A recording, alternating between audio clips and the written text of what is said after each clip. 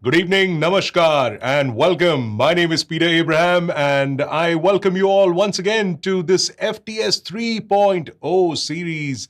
And we have reached the final leg of the series. In the last 2 days, we are going to get a new series leaderboard winner. So let's find out first who is currently at the top of this 30 lakhs guaranteed series leaderboard.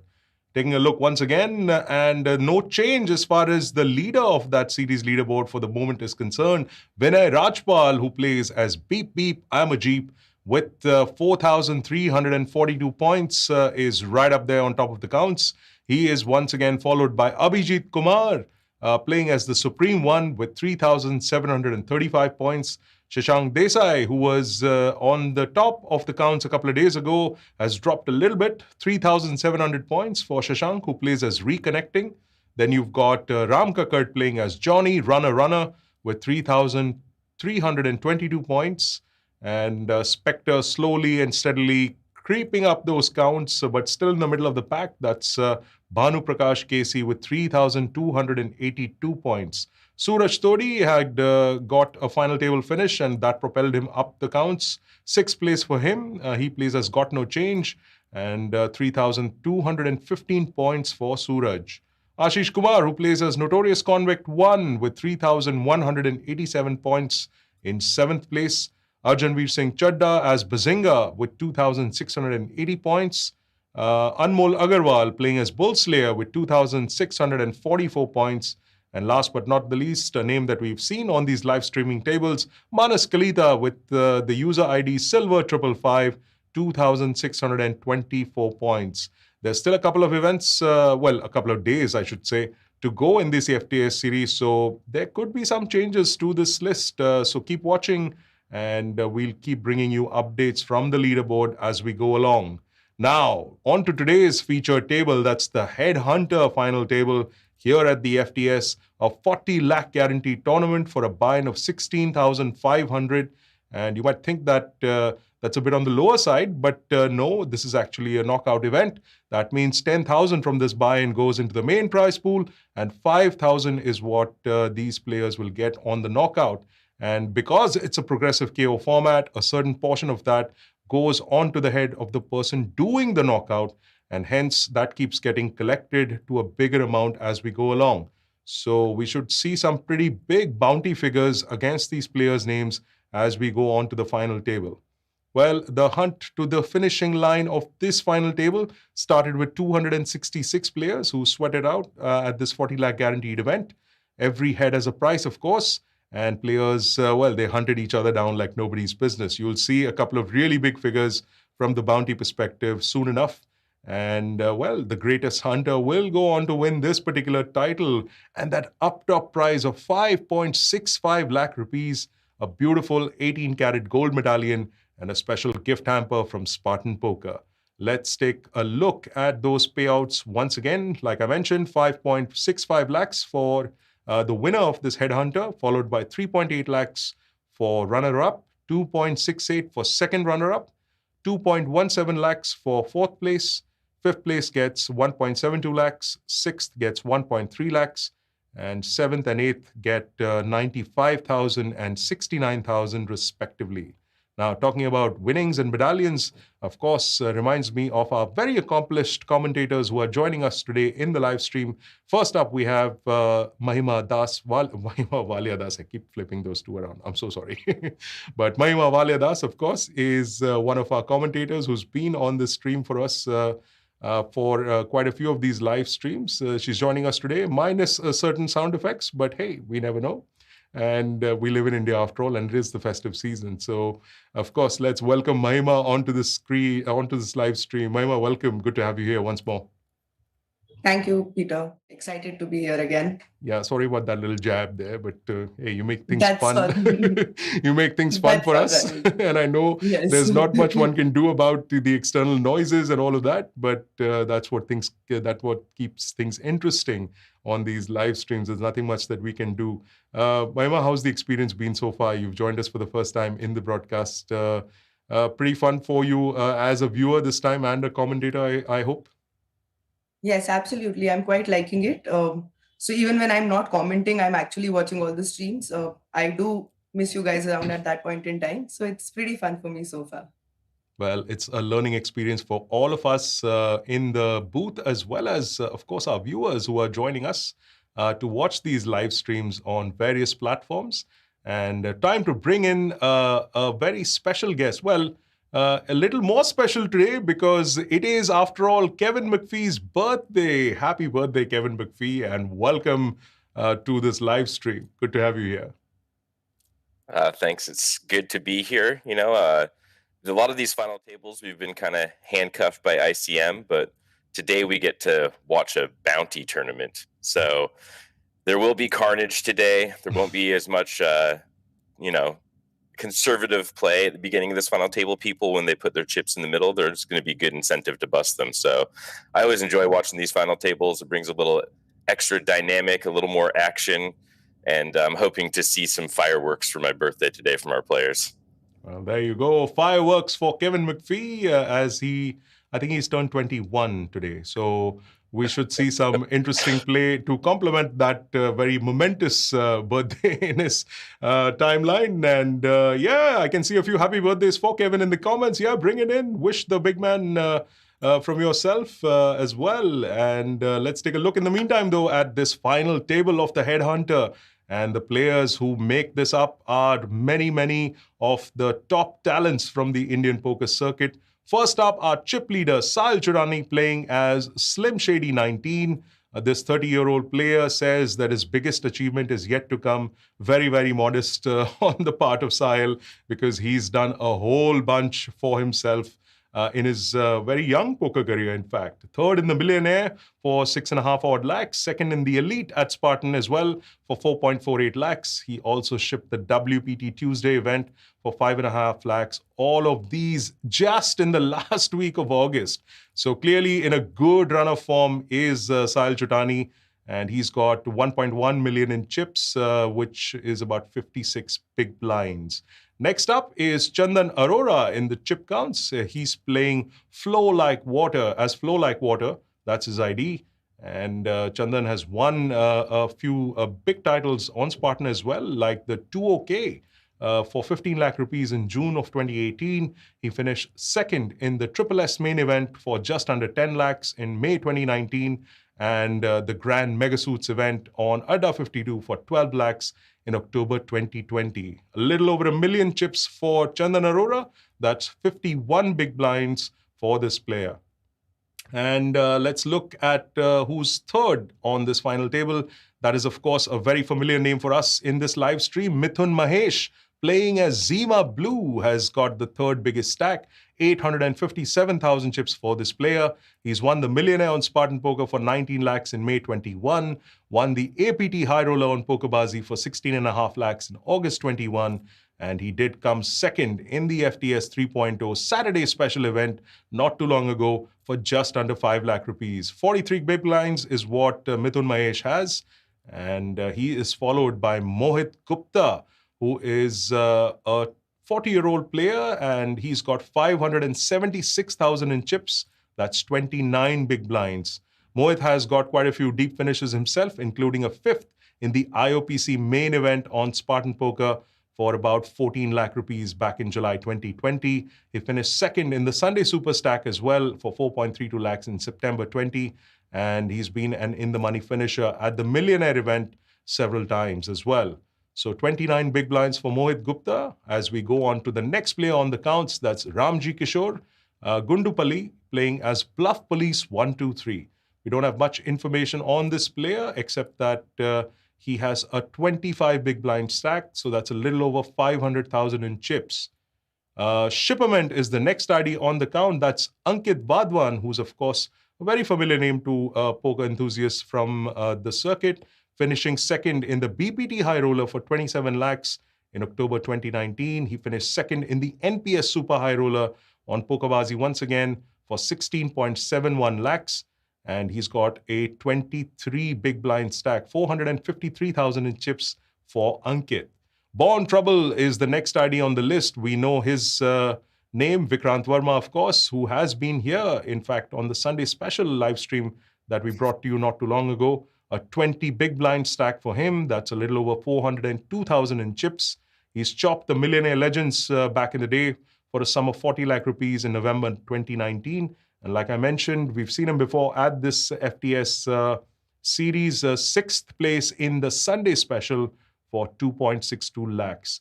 Last but not the least, with a very fancy French name, La Chance, is M. Balakrishnan, and he's the short stack at this table, 19 big blinds, 377,000 in chips for Balakrishnan there. So that's basically all the players that we've got. Let me quickly check with our commentators. Mahima, you've played with these players, I'm sure, in the recent past. Your picks for, well, Sahil Chutani obviously is one of the strongest contenders there with that massive stack, and of course his poker resume being as heavy as it is. Any other picks that you might have? It's actually pretty difficult to pick from this list. Sahil Chutani, of course, is going to be one of those. Mithun's been doing pretty great. Ankit is a very creative player, so you really don't know what's up for you next. Even Vikrant's pretty solid off lately. He's been on a good run. So for half the table is pretty much a contender for that title. But Kevin, you've seen some of these players as well, So what's your take? I mean, just before we get into the action, anyone that you would see as being a bit more of a force at this table?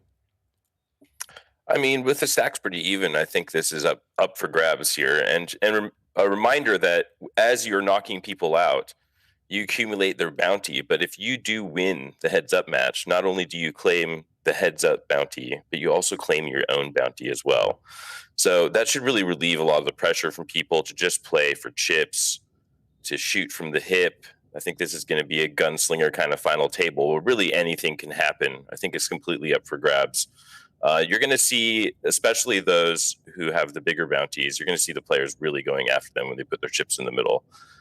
You get big. You not only do you get a pay jump for eliminating somebody, but you also get the bounty. So that's just going to cause the action to be, I think, pretty fast and furious. And I think I'll hold out on making my pick until we see a little bit of the final table play out, and then maybe after one or two people are eliminated, I'll step out. But for right now, I think it's completely up for grabs. So whoever wants it and whoever's going to run the hottest is going to get to the top of this and have a chance to not only claim the medallion, but 2 bounties in the heads-up match, which I think is always a fun dynamic. Well, like Kevin mentioned, this is a progressive knockout format, of course, and you will see some numbers below the chip stacks of these players, which denote the bounties that they've got for knocking out other players. And that definitely adds another dimension to the prize money that these players will pick up in the course of this final table. So let's not waste too much more time and get straight into the action. I believe the cards are going to be in the air. And here we go with the first hand of this Head Hunter final table. And a pretty good hand to begin with for Flow Like Water. Yeah, we have a lot of the tables sitting out as they're combining tables, so we're playing a little more short-handed here for the first hand. Flow Like Water picking up the premium with Ace King, and doesn't look like he's going to get much resistance. Bluff Police, certainly from min raise, could flick it in with the 8-6 off. But we do see him fold, and I think that's okay. Yeah, he's protecting his chips for now. Yeah, and for these short stacks who are lingering around 20 big blinds, protecting their chips is an important thing. They want to make sure that they have fold equity on the reshoves when they have premium hands, and that they have enough to force people to fold, because people are going to be very incentivized to call with those bounties lingering over their heads.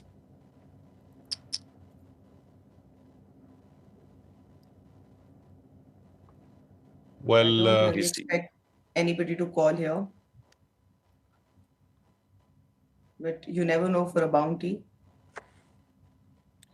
Yeah, it's kind of interesting when you have a premium hand at other stages of the tournament. You kind of want to just min raise and induce some action, but in this kind of event, there is a argument for just open shoving your best hands, since all the chips are in the middle, and people will be enticed by that bounty, might call you a little bit looser. So it's going to be interesting to see which players choose to use that strategy.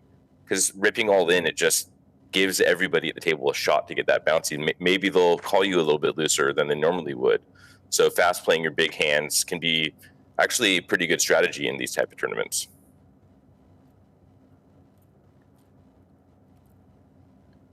Well, a couple of Blind nice on looking blind. hands here. Yes. Oh, wow.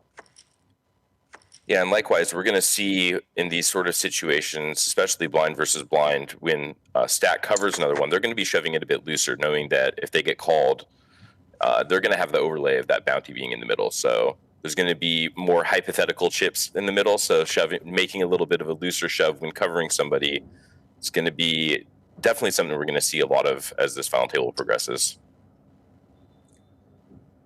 And Trouble can't really call there. He's still got a decent playable stack. Not probably the spot he would want to take at so early onto the final table. Yeah, it's actually a pretty close spot with a suited king, knowing that your opponent probably is shoving a little bit looser than normal. It kind of creates a little bit of a leveling war. Like, are they just doing this because they have a good hand? Or are they doing this only because they cover me? And it becomes pretty awkward to call off with those marginal hands. So he does elect to fold the suited king, and I certainly can't blame him for that. And Zima Blue picking up the fives here, not going to get any resistance with 9 deuce in the big blind. Should be able to take that down. Yes, we've got a couple of comments in the comment section. Yes, we are bringing you a contest question. Don't worry about that. But we're going to have to wait just a few minutes for that one. In the meantime, though, we have one comment that asks us to explain what those figures in gray are. Like I mentioned earlier in the intro section, that figure stands for the bounty figure. These players have knocked a bunch of players and they've claimed the bounties of that. A certain portion goes to them and the remaining portion gets onto their head as a part of their progressive bounty. So eventually, when it's down to two-way, three-way action, those figures are going to be even bigger by the time this table gets into its last legs. So that's the figure that you see below all of these players. Slim Shady, that's Sahil Chutani, of course, having the biggest of the lot. Not surprising, given that he's the chip leader. Almost 1 lakh in bounties for Slim Shady. Yeah, and Zima Blue with a very small bounty, but still a pretty good stack. It's going to affect the way that your opponents play against you. They're going to notice when you get a big bounty and really want to come after you. For right now, Slim Shady is protected, but if he does slip in the chip counts, you can expect other big stacks to be coming after him with that price tag on his head.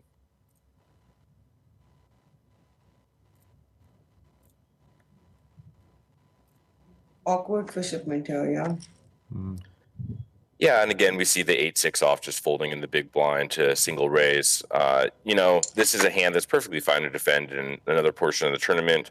But here at the final table, especially with the bounty, it's just going to be so hard to check call and realize your equity when you get any sort of piece.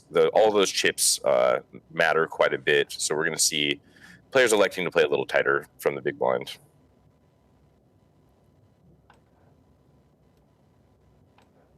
Zima's got a good-looking hand on the big blind. Not expected to see any action, though. I was just about to say that the Queen Jack looks so pretty. And Mahima has taken those words out of my mouth, but I don't think even if Shipperman, unless, of course, Shipperman decides to do something a little bonkers. Yep. And he does make the reasonable play and just give him a walk with the 6-3 off. But Queen Jack suited really is a very nice hand in this type of format. It's a hand that just plays well when it gets called. You can rip a lot of big blinds in, especially knowing that you're covering with the bounty on people. So I think I'd like to see a little bit more aggressive play with some of the suited broadways today, considering the bounty dynamic. If you're covering, I'd like to see some more shoving rather than flatting and trapping with those hands. I'm just trying to see flops. Really, it's about maximizing that all-in pressure, which we see Zima Blue here doing, just ripping in 22 big blinds with the ace-10, knowing it's ahead of a random hand. And Bluff Police with a pretty awkward spot here with the king-10. I think this should be a fold with the king-high here. Just a little bit too much to call. We do see Bluff Police lay it down. Yeah, I think had it been a reasonable-ish raise, Bluff Police would probably have considered it even. King 10, not a bad hand in a heads-up situation. But we should see some action in this hand. Two pocket pairs and, of course, big slick for flow like water. And we see LeChance here with sub-20 big blinds electing to just flat call the eights. Certainly a spot he could just shove all in, knowing that flow like water is probably raising somewhat loose. With a full ring final table, it's hard to think that flow like water is getting in there with just any random cards. So LeChance taking the conservative approach, just flatting the eights in position. I think traditionally you just want to jam in this spot. This is a good flop for him, about as good as flop you can hope for without flopping a set. Overpair to the 7 high board, and we see Slim Shady picked up the gut shot as well with his pocket fours. Large chances flatting actually incentivized Slim Shady to also call in there, and now he's decided to lead, not probably keeping him on the eights.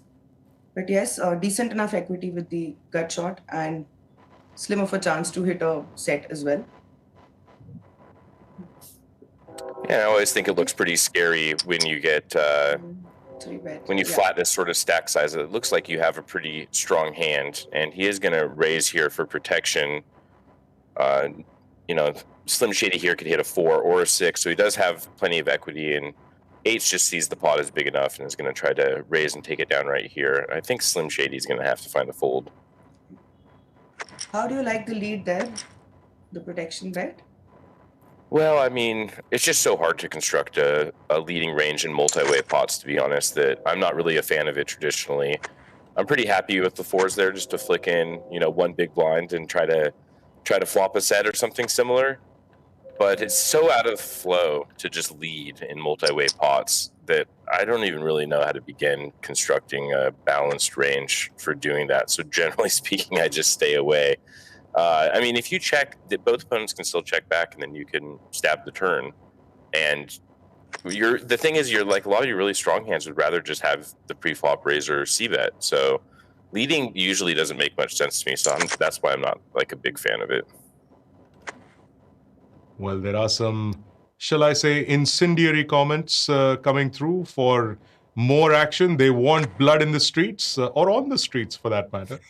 And, we're 10 minutes into this final table, a little more than 10 minutes, and we haven't lost a player, so that's a good thing, I suppose. Oops, the commentator's curse. But that's a good time for me to announce the first contest question. We've been dabbling with poker history in the last couple of streams, so we're going to continue with that format. Yesterday, we asked you what the 2 suits, spades and clubs represent. And today we're going to ask you, and of course, the class of society in medieval society. And today we're going to ask you, what do the hearts represent as a class in medieval society? Get your answers in there as a comment in any of the streams that you're watching this action on, along with your Spartan Poker ID. Don't be that guy who answers with just his ID right at the top of the stream without hearing the question. And you can perhaps win yourself one of 10 tickets into Day 1A of the UVS Bluffmaster to be played on the 20th of September, 10 a.m. Yes, the UVS, the Ultimate Value Series, coming up right after the FTS. Make sure you get a piece of that action by answering our contest question. In the meantime, a raise by Sahil Chutani to 151,000. Yeah, and this is a really good spot to 3-bet bluff, a perfect hand to do it with.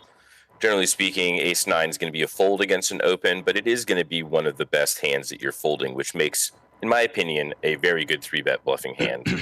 That way, when you get called, you still have some value, and you have the ace blocker to try to give your 3-bet a little bit more fold equity. And I think it's going to be pretty tough here for Zima Blue to play back against somebody who covers him. And with a hand as weak as King 10, this should just be a fold and a nice big stack play from Slim Shady here. 3-betting the button, and it does work. Yep, Slim Shady picking up that pot.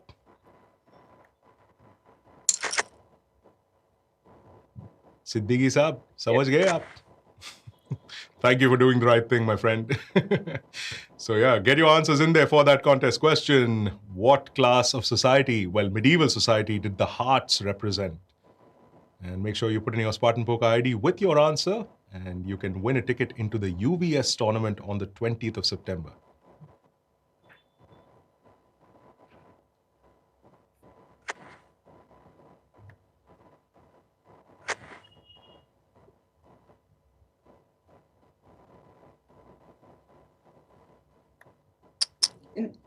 in a typical blind-to-blind spot like this, Kevin, what would your play be, given the current stack size? I mean, honestly, I've said it pretty repeatedly at these final tables. I like limping quite a bit in these spots, but it's obviously opponent specific. So I don't have the same reads that these players at the final table have. They've played with these players throughout the tournament leading up to this final table, so I'm sure they have a pretty good idea of how everybody plays. So that's probably playing into a lot of their strategy in the small blind. If they perceive somebody as just overly tight, they're going to be in there with their raise with a wide range of hands, and we've seen it all over the place. And I mean, King 3 offsuit, not exactly the hand I want to be in there with, but clearly an exploit against the opponent.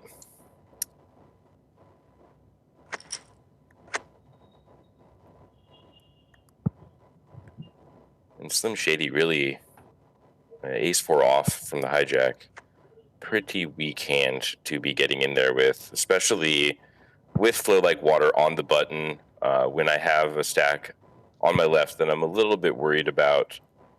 Traditionally, I'm going to try to play tighter with my opening ranges on their button, just so I don't get exploited from 3-bets. But we do see it get checked down, and the ace on the river will take it for Slim Shady, so he is continuing to chip up and adds to his chip lead.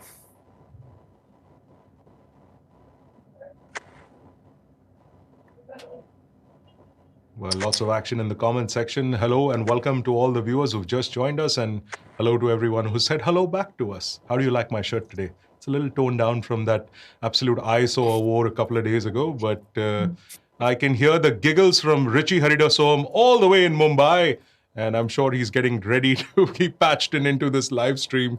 I'm sure he will join us in just a few minutes. In the meantime, though, we've got these two hands between Slim Shady and Shippermint.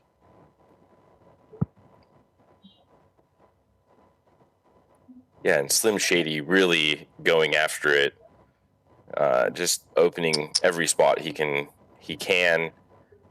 and Shippermint's gonna just have to check fold here. And this is really what you want to be doing as the chip leader. You want to be active. You want to be playing a lot of pots. You just want to be winning a lot of small pots and trying to scoop up the blinds and antes as much as you can. That's going to continue to put the pressure on the other stacks because every pot you win is a pot that they don't win. So I know it sounds kind of obvious, but that matters quite a bit when you're playing the bounty, I want to cover you game. Every pot's going to matter, even the small ones. This is going to be an interesting spot.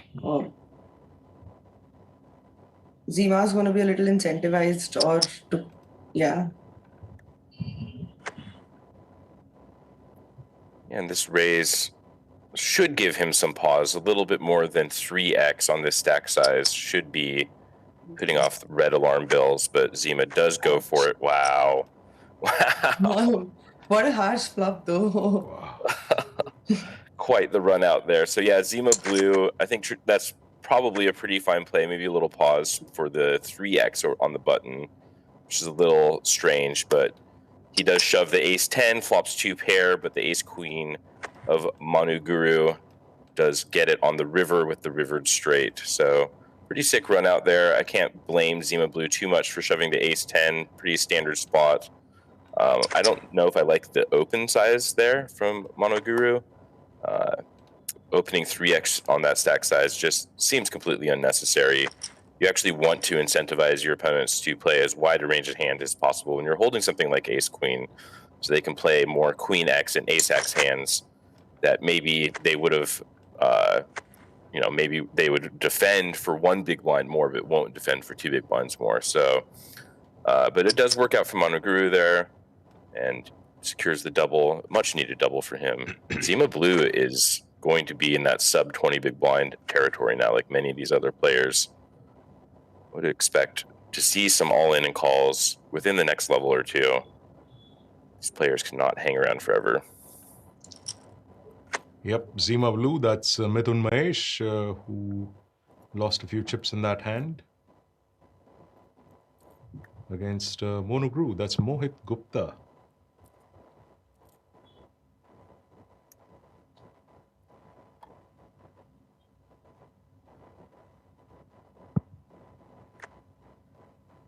Yeah, and we see the 8-6 finally defending. This time, though, it is suited. A little bit better equity, better floppability with the suitedness. He flops middle pair. It does go check, check, and he's going to lead here with the gut shot and the middle pair. River Queen, and I think both players will be quite happy just to have this go check, check. I can't imagine Ace-Jack doing anything too fancy here. I think both players just want to get to showdown.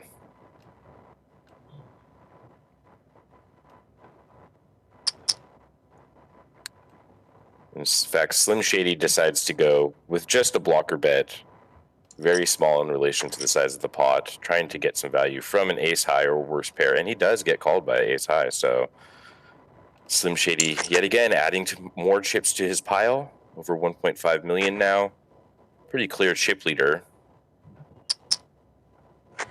Yeah, there's a lot of experience there from him, and well, I don't quite like that open jam there, but yeah.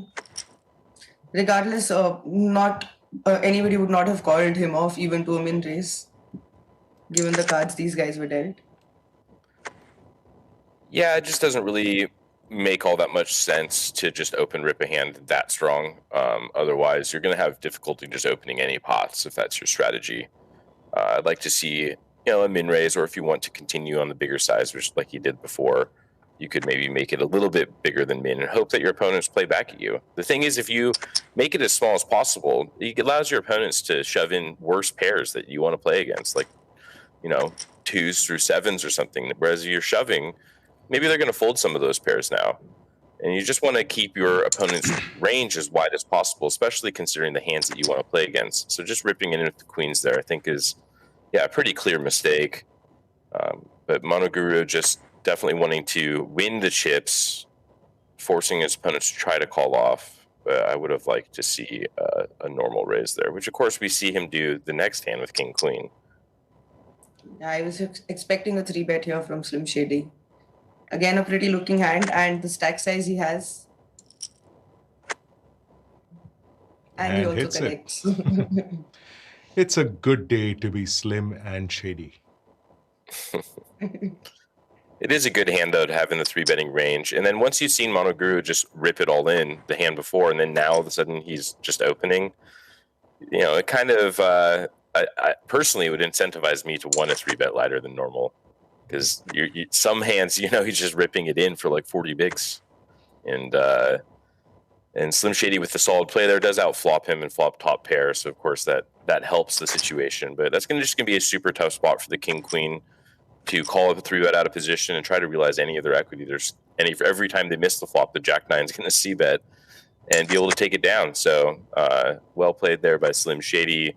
Definitely applying pressure, using another 3-bet, and staying active and winning pots, and that's what he's supposed to be doing right now. I think that's been a feature of all the final tables that we've seen. The chip leaders have done their job. It's not always gone their way, but we've seen pretty good aggressive play from all of the table captains to start with. And that includes, of course, Slim Shady, Sahil Chutani playing with the biggest stack of them all here at this final table. And we're definitely getting into danger zone here. The blinds just went up to 28K. So Born Trouble, Bluff Please, Shipments, and LeChance are all pretty shallow, and Zima Blue as well. But LeChance did get a reshove through last hand. Feel like water opening the ace-4 off from the cutoff, and LeChance correctly assessing that his ace-9 was good on the button, ripped it in, and puts a little distance between him and the other short stacks. But really, the time is now for some of these short stacks. They need to find some hands and get it in. Otherwise, they're just going to get chewed up by these ever-increasing blinds and antes. This could be one of those hands. Yes, Mithun Mahesh having that King Jack of Diamonds, quite pretty. Clearly, Richie Haridasoam has been doing a piss poor job of the Doom switch. So I'm going to bring him into commentary and take a crack at that switch myself. So we're going to try and connect with Richie right now. Richie, are you with us? Hi, Peter. Good evening. I got sunglasses for nothing. You were really toned I toned it down, my friend. After all those bright life, bright shirt comments, I was like, listen, I'm going to take a step back and just tone it down a little bit. So I'm going to head back into get some coffee and look at that doom switch really close while Richie takes it from here with you guys. See you in a bit. Thank you so much, Peter. Good evening to you guys, Kevin, Mahima. The question is, will the real Slim Shady really stand up? And very surprising that we didn't have an elimination with the bounties set up the way they are. Of course, we saw that big hand with Zima Blue doubling Monoguru. And while I was watching this table, I really wanted to ask and throw this question to both of you. Is that how? So let us watch this hand. It seems like we're going to get some action. Yeah, and Monoguru just snap all in, not even a thought about it. So I think that seems pretty strong, and I feel like Water should be able to pick up on that. No consideration, just ripping in his entire stack. I'd like to see you at least have a little bit of time there to make a decision so you can disguise the strength of your hand. But Monoguru, again, ripping it in with the queens and taking it down. Slim Shady now picking up the jacks. We can definitely expect to open from Monoguru.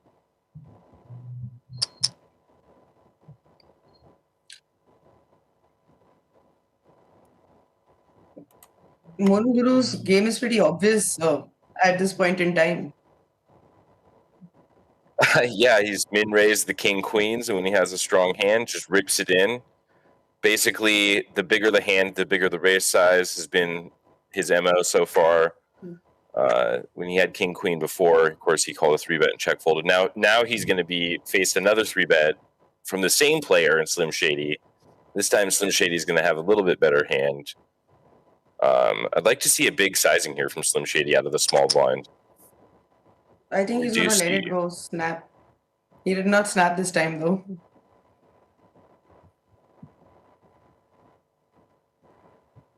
Yeah, and you can see when he takes his time, he has a more marginal decision.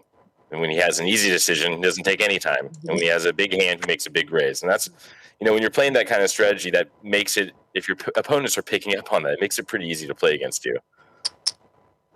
We do see him call, and Slim Shady's just going to rip that flop. I mean, that's such a big pot at that point that just ripping the jacks to take it down makes a lot of sense. So Slim Shady, now with over 2 million chips, and nobody else even has over 1 million, he really is in the driver's seat. So I will step out now and predict him as our winner.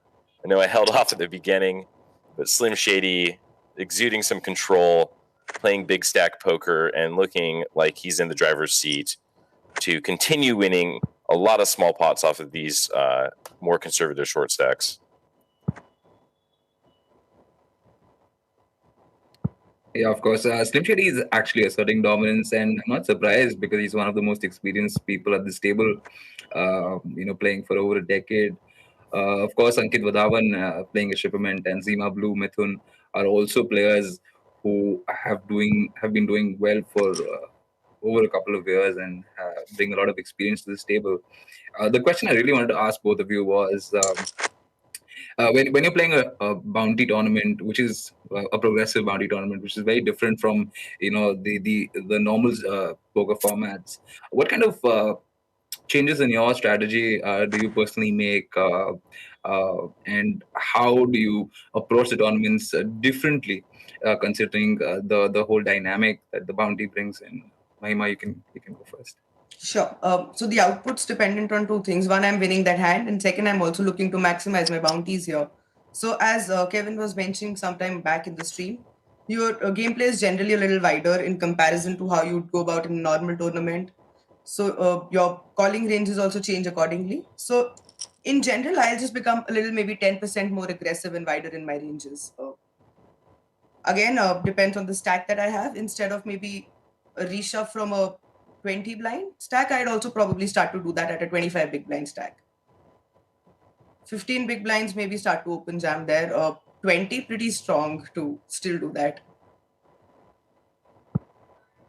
So yeah, that would be my approach. That makes sense. Yeah, and for me, I think that really the strategy is try to figure out how to get all the chips in the middle when you have a good hand. I mean, Doesn't need to be too much more complicated than that. If you believe your opponents are going to look you up pretty light, then you can start open jamming some of your stronger hands, just kind of making it look like you're weaker, like, oh, I'm going to rip 17 bigs. Maybe now you think I have like some middling pair, but actually you have like, jacks or ace king or something like that. And that makes it super tough to play against. But really that's the puzzle, right? It's just like, I'm going to try to figure out how to get my chips in really good. And I'm going to try to figure out how to cover people. So for bounty tournaments, it's also really important. I know a lot of people like to kind of take their leisurely time showing up to a tournament to register on time. But a bounty tournament really demands that you show up on time. You show up engaged, you start playing pots from the very beginning of the tournament, because each pot that you win is going to add to you covering somebody down the road. And that's the whole goal, is you always want to cover people. So just maximizing your decision making, maximizing your EV on each hand will allow you to accumulate some chips. And then when you get your chips all in against somebody later in the tournament, you'll be sure to have them covered because you showed up on time, you were 3-betting people, you're playing aggressive, trying to accumulate chips. So I think generally speaking, I try to play a lot more aggressive in the deeper stack stages, early stages of the tournament, just so I can get to that point where I cover my opponents. Yeah, that's great advice. It does matter how deep your stack is. It brings a little more sort of comfort to playing hands. It gives you more incentive to participate in hands, considering you'll be able to win their bounty. The other thing that I was sort of pondering about was there is an argument that when you have a large bounty on your head, stack preservation becomes more important, since you are going to be called a lot more than the other players, and B, obviously you want to win that bounty, like Kevin mentioned, once you get 2 heads up. So is that something that you'll consider while playing, and when you have a large bounty on yourself?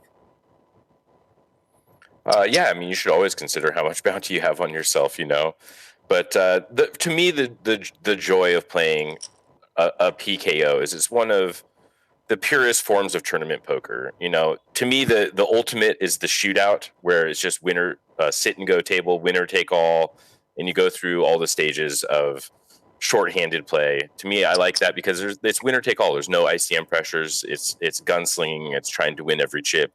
And bounty tournaments have the similar feel to like a shootout. You're trying to knock people out. You're trying to constantly win every pot. You're trying to accumulate chips through each stage of the tournament, when other people might, traditionally be trying to hide behind a rock and just survive.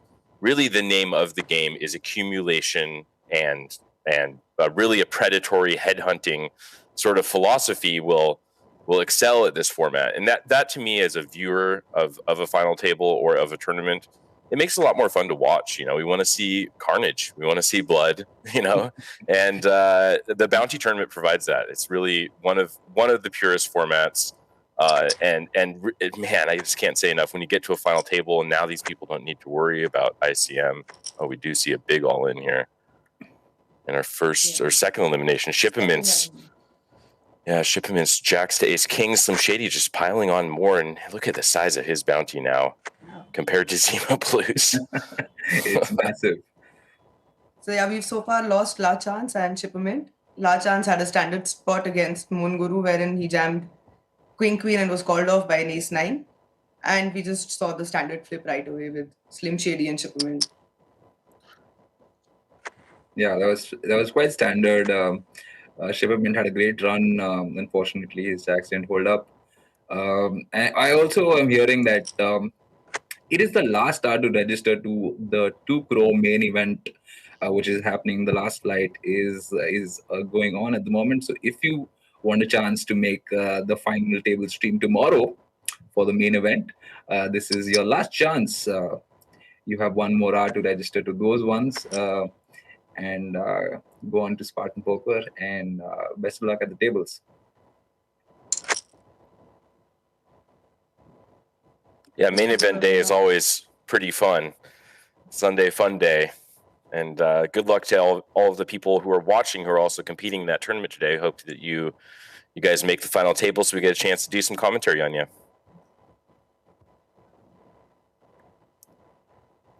This is going to be another interesting hand. Of course, expecting a jam from Zima here. Let's see what Moon Guru decides to do.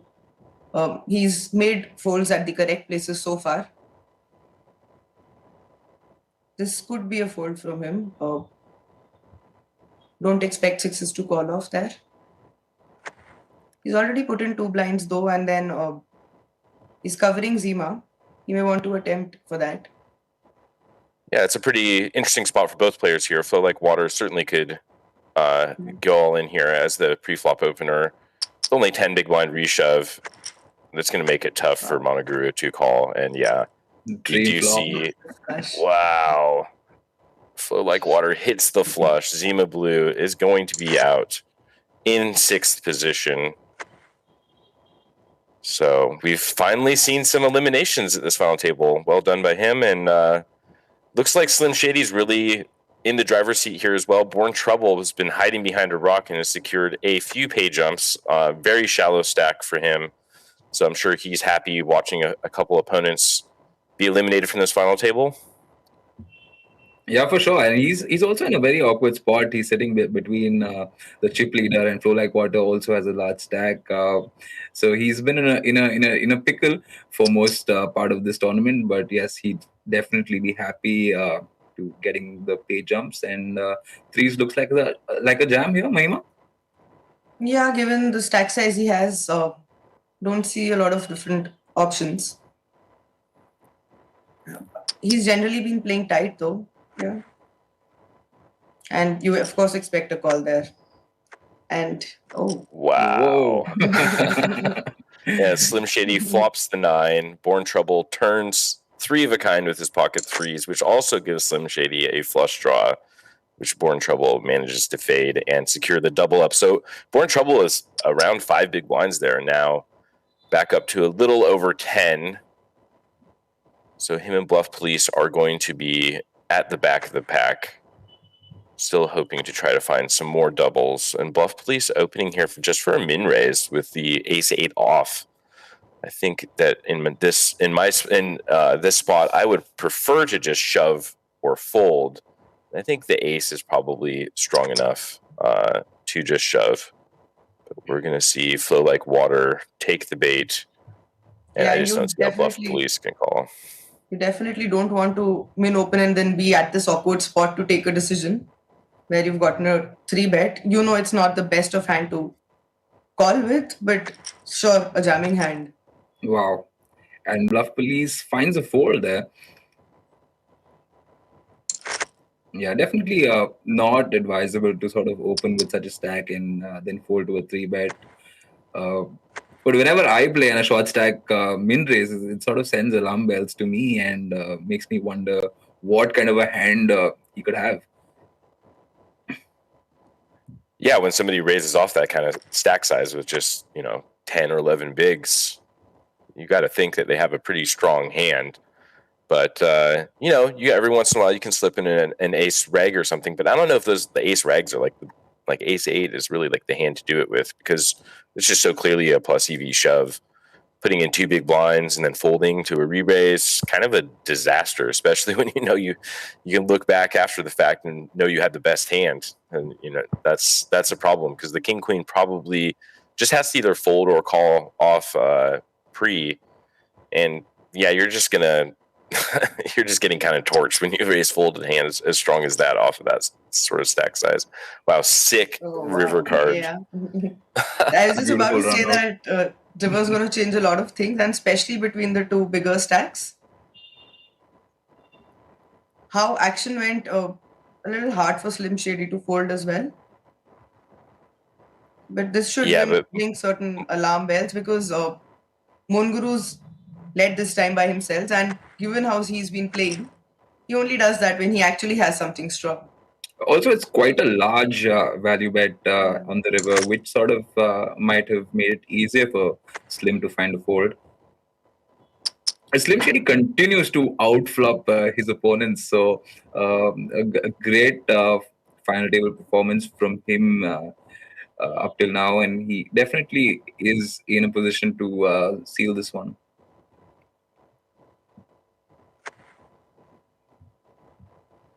Ace-8 again for Bluff Police. Finds a fold.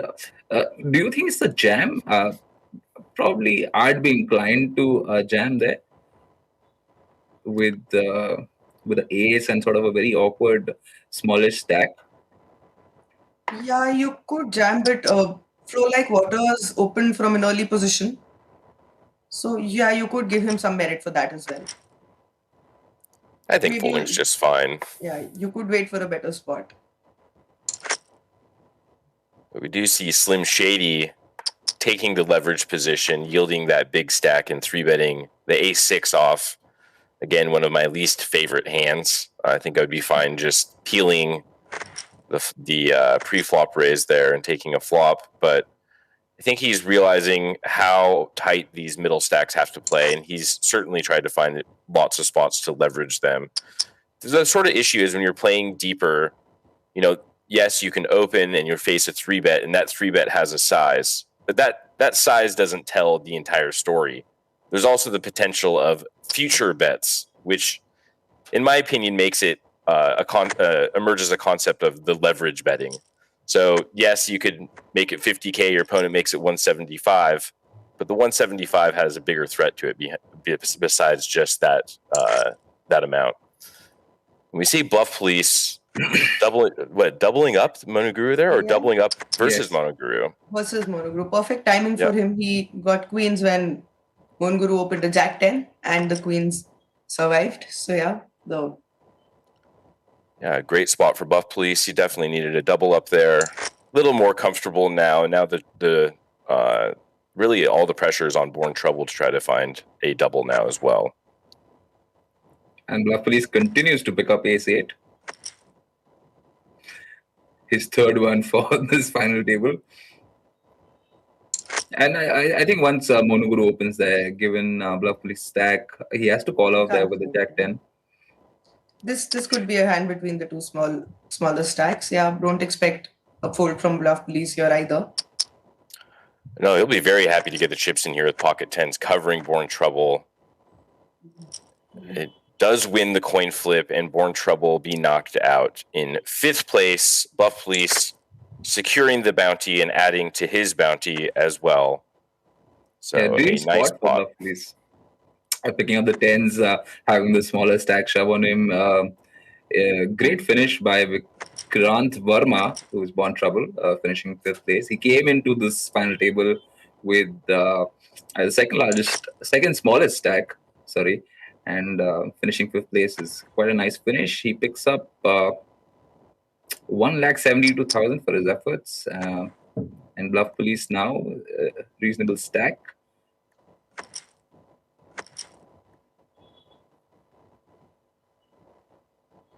Yeah, this could change the play a little bit on the table.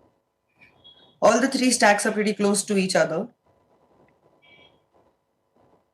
Yeah, with Bluff Police just a little bit behind the other 2 stacks of Monoguru and Flow Like Water, I think that this is really an opportunity for Slim Shady to apply maximum pressure. I think that he should really be considering raising a super wide range of hands, almost any spot he gets. It's just going to be so tough for these guys to be playing back at him. And Bluff Police has showed the tendency to be playing pretty conservative. So when you have a conservative player on the short stack, that's going to open up everything for the big stack to just start min-raising and c-betting and winning a lot of small pots. So I think Slim Shady should see this as a green light to start just applying maximum pressure, which he's already been doing, to be honest. But even more so a reason now with the tightest player holding on to the shortest stack.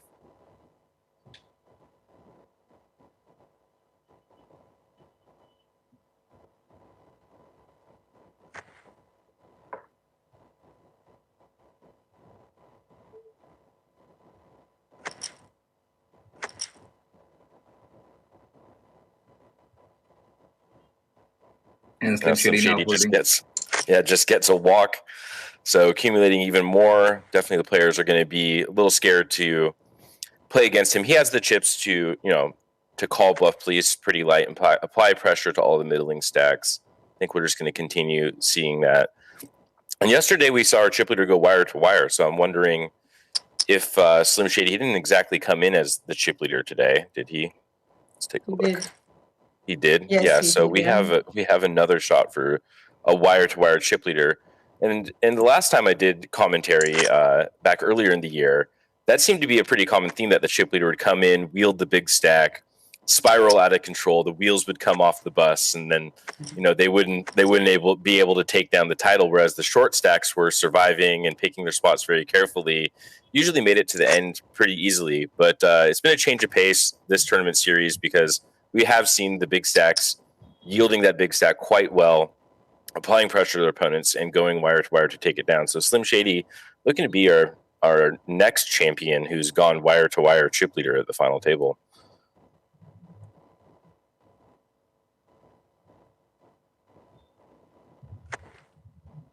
And this is an interesting spot for Bluff Police versus a button raise against Flow Like Water and a hand as strong as pocket fives. I'd like to see an all-in here. You're a little bit above 20 big blinds, so I know it seems like a lot, but just for how wide the button opening range is, this is a pretty clear shove. But my suspicion would be that Bluff Police, he does 3-bet. It's a bit small there, though. It's an awkward sizing of a 3-bet. Maybe just flatting would have been better than that sizing there. Or of course you jam, that's the standard play. I think jamming is just the standard play. You don't really want to induce any action with a hand that flops as weak as fives. We see it is going to work out here as he gets a very good flop, and queen, deuce, going to be a snap fold from the 6-7. But I think it's just a pretty clear shove. It's just so hard for your opponent to call pre-flop, and then in the events that they do, you're still going to be a coin flip a lot of the time. And now it's Slim Shady's turn for the pocket fives.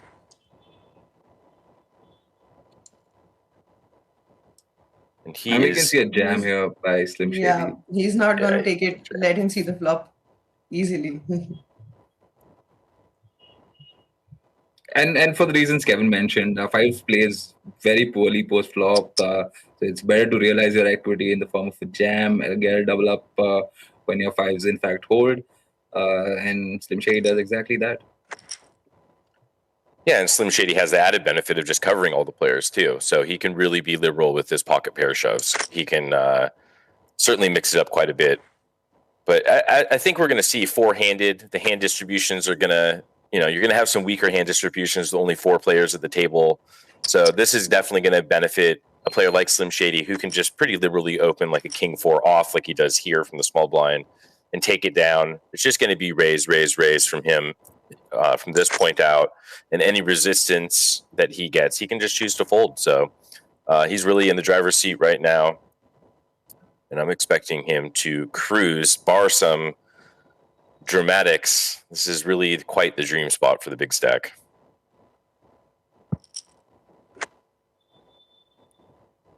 Flow Like Water, interesting approach here, choosing to limp the pocket eights. Think against a player like Mono Guru, who has been very tight and been overbetting their strong hands. I'd prefer just probably taking a raising from the small blind approach versus this type of opponent. We do see both players turn an open ender. Mono Guru fires out with the queen high. Will be happy to give up, and Flow Like Water will take that down with pocket eights.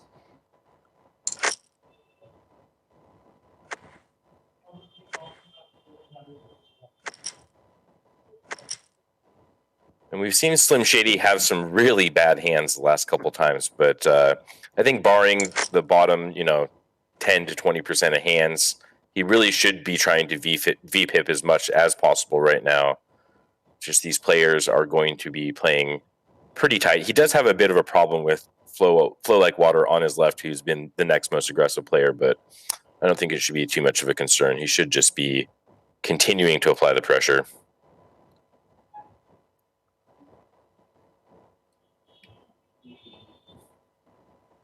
Bluff Police thinking about doing something interesting with the ace-3. Choose to fold. Oh, wow. Quite surprising. That was not one of the options I was thinking of. Folding an ace X heads up versus the big stack just kind of exemplifies how scared he is of the big stack applying pressure to him. but that is far too weak. He should at least be opening for a limp and potentially even a raise. At this point, you've been playing super tight, so Slim Shady should be having to respect your raises a little bit, but Bluff Police just not wanting to get in the mix and giving him a walk with the Ace X. That's very surprising. This could be an interesting spot, blind versus blind. And it should be a very good spot for Flow Like Water. Little awkward, but the ICM considerations not as important as accumulating chips. I think Slim Shady has enough of a reason to just shove this in. He does just open. And I think we will see a shove from Flow Like Water. And that's a tough spot to call off with threes. So yeah, we do see him fold.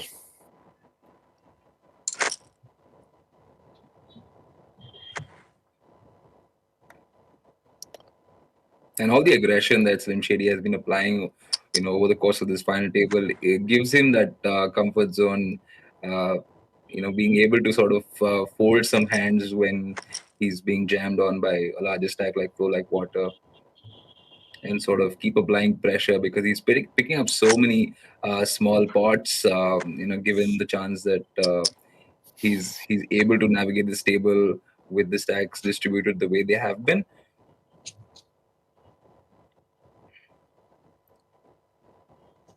Yeah, and it feels like anytime Slim Shady has not been entering a pot for a raise, Flow Like Water has been taking that as a cue for him to enter the pot.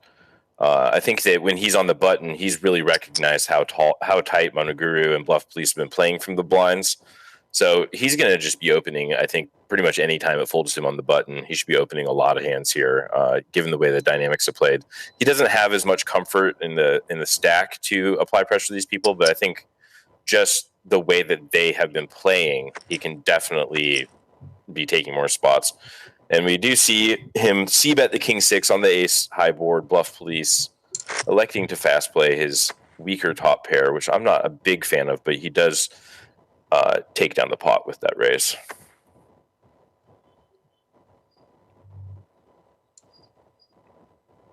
In the threes hand, I think exactly the reason why Slim Shady opened was so that he still has fold equity to a jam when a Flow Like Water jams in.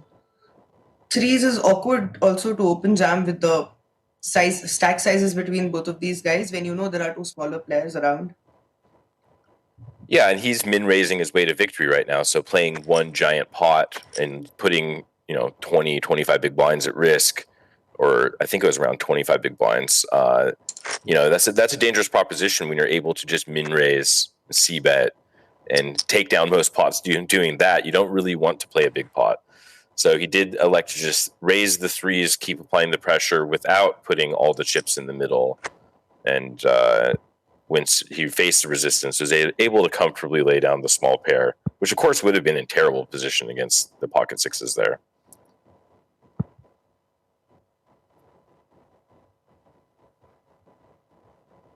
Bluff Police having raised the pot pre-flop.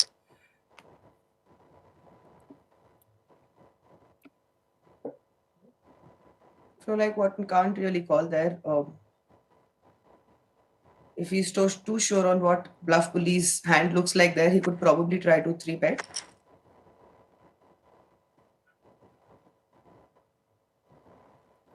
Yeah, an interesting no c-bet there from the ace high, electing for the delayed c-bet. Feeling a little more comfortable once his opponent has checked twice that he can protect his ace high and with a small bet, which he does. And now we see Slim Shady dropping the bomb, just ripping the 10-9 suited on the button for slightly over 20 big blinds effective.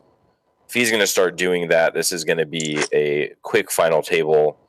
I would even like to see him, open the queen 8 here. He should really be V-pipping. He's been giving Flow Like Water some breaks on his button. He's had some bad hands there, and he's folded quite a few times under the gun. But I would like to see Slim Shady just trying to open every pot that he possibly can at this point, given the way the players are playing. And Slim Shady is actually pulling away with his chip lead now. He's also looking to get Monoguru's bounty. He's got almost a 54K bounty. That'll be a nice one for Slim Shady. Yeah, well, if I was Slim Shady, I'd be focusing on trying to win my own bounty and just taking down the tournament. True that. I think that he just really is in the dream spot right now. I mean, I can't say it enough. These players are playing super tight. He's got all the chips. He's got all the swagger. He's ready to rock and roll. And yeah, these guys, they're just walking him and they're not defending. And it's just, yeah, he's just getting everything through. So really in the driver's seat here, especially with Flow Like Water kind of took a hit against Bluff Police there with that King 6. And now he can't even play as aggressive. So Slim Shady can really, as you can see, opening 9-7 off here, easy open. Going to be hard for Flow Like Water to defend and flop well with this hand, but he does flop about as good as you can with the top pair and the backdoor flush draw. Queen of Spades, pretty relevant card on this flop, I'd say. Yeah, this would be a nice hand for Flow Like Water, and like you mentioned, with the way the stacks have been distributed, Flow Like Water was finding it difficult to navigate. But I think, given the fact that the other two players are not as aggressive as you'd want to be, Flow Like Water has a great spot to sort of get into a good tempo and make it to heads up with a decent sized stack. Yeah, I definitely think, well, this pot kind of exemplifies what I talked about in an earlier stream, that when you're faced with a flat call and it comes queen high, queen X is going to be a bunch in the range. And Flow Like Water does have the queen X here. Slim Shady calls a 3/4 pot size bet on the flop with bottom pair, which is, I think, a little optimistic. And then Flow Like Water goes with the overbet on the turn, and Slim Shady does find the fold. But yes, Flow Like Water, generally speaking, the chips flow downstream from like the most aggressive players. So while Slim Shady can be raising a lot of hands here, part of that equation is like, yeah, I'm going to win pots from the tight guys, but I'm going to sacrifice some pots to the guy who finally puts up resistance to me every once in a while. And he's going to be quite happy with that equation because he's still printing. He's winning so many pots.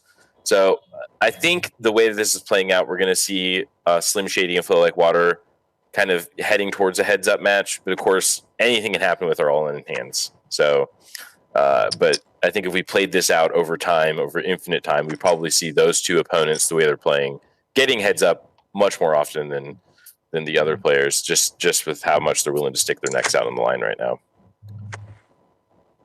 Bluff Police has been quiet for a while, and now again he's not going to get any action though. Well, I mean, he could. I mean, Slim Shady has one of the worst hands that he can have in the big blind. Certainly, when you have some of the worst hands, you want to be raising the limps with a polarized range here. I could see a reason with one of his worst hands to raise, which he does. He does go for the 3x. He's going to see the bad news with the limp jam. And it's going to be an easy fold, not even a limp jam, just a limp re-raise. But it will get the job done. Basically, a jam. Put 40% of his stack. When he looked down at 3-7 in the chase spot, it's really hard for him to not be tempted to go for taking down the pot right away. And Bluff Police gets some more much needed chips. Again, looking down at a beautiful hand. Yeah, expecting to see some action between these two guys here. Yeah, Flow Like Water with a suited king will definitely be tempted to play this hand. Elects to we see a king high flop, which is really bad news for Flow Like Water.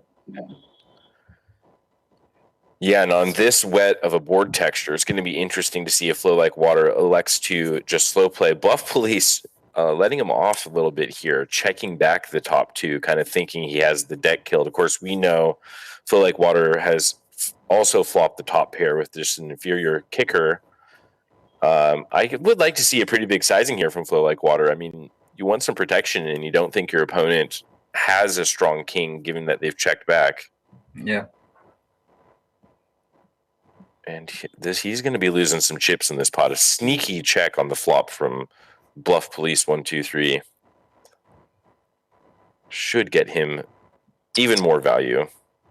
And we see the overbet. So generally speaking, on these flop textures, you're going to see players trying to size up as much as possible, especially when your opponent has checked back.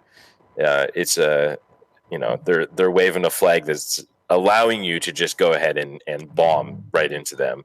And unless they have checked back a monster, you should be pretty good in the spot. Now the ace is going to kill some action here. I find it interesting Bluff Police didn't choose to jam the turn facing an overbet. I guess just wanting to slow play even further. But this could be an action killer. Yeah, and it goes to show how aggression really benefits players in such spots. They're able to sort of maximize value, and in Bluff Police spot, overbetting. Re-raising that turn bet would have definitely proved very beneficial. Of course, Flow Like Water is going to save a bunch of chips because of that, and of course, the ace is the ultimate scare card for Flow Like Water, and maybe he'll be able to get away from this. There are certain missed draws, but given how the hand went, very unlikely to get a call from Flow Like Water here. And the way that he played the turn with the overbet, it just kind of eliminates any flush draws that are there. So yeah, draws missed, but when you're facing an overbet on the turn with one card to come, those flush draws should be folding a lot of the time. So it kind of looks like Bluff Police has the sort of hand that he does have, either a slow played set, slow played 2-pair, or turn 2-pair with ace queen, or river 2-pair with ace queen. So Flow Like Water does find the correct fold, and I think Bluff Police kind of let him off there. He could have bet the flop, bet the turn, created some more actions. He created some more action. You certainly can't blame him for slow playing top two because it's hard to think your opponent has anything, but it did bite him that time.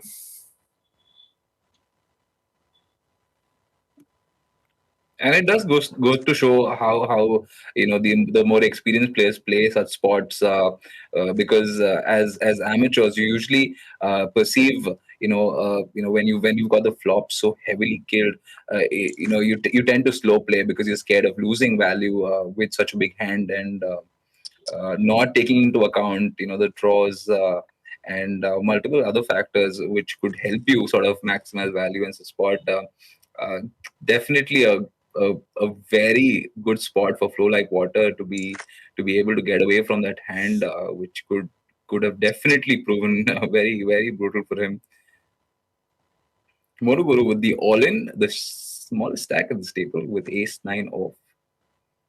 I'm not expecting any call though. Fortunately or unfortunately for him, there is not going to be any action. Yeah, we've seen Monoguru kind of applying an all-in or fold sort of strategy. A couple min raises there at the beginning of the final table.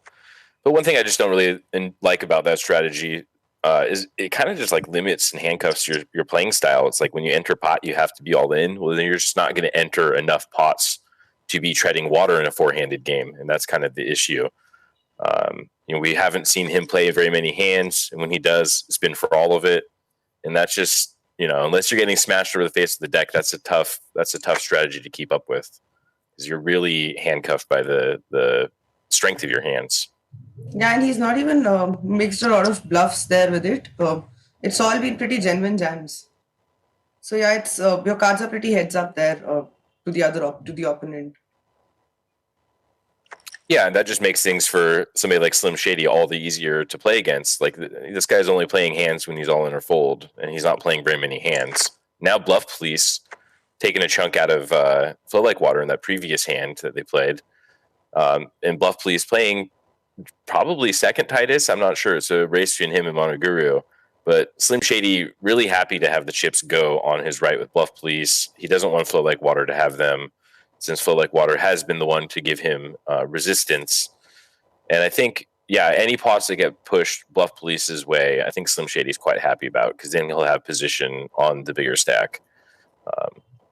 And that's going to make life difficult for Bluff Police. I mean, that's not an envious spot to be in. Yeah, you'd be glad to be four-handed at a final table with massive, super aggressive chip stack on your left. It's really going to change the way you approach your general strategy at this sort of final table. Does the min raise here by Monoguru give up some sort of a reading as to the strength of his hands? Yeah, I mean, it seems like his min raises have always been on the weaker side, and he's been willing to make folds with all of those hands. So if the players are tuning in and paying attention, they should be picking up on that fact and be attacking some of his min raises with even maybe more wide than they normally would.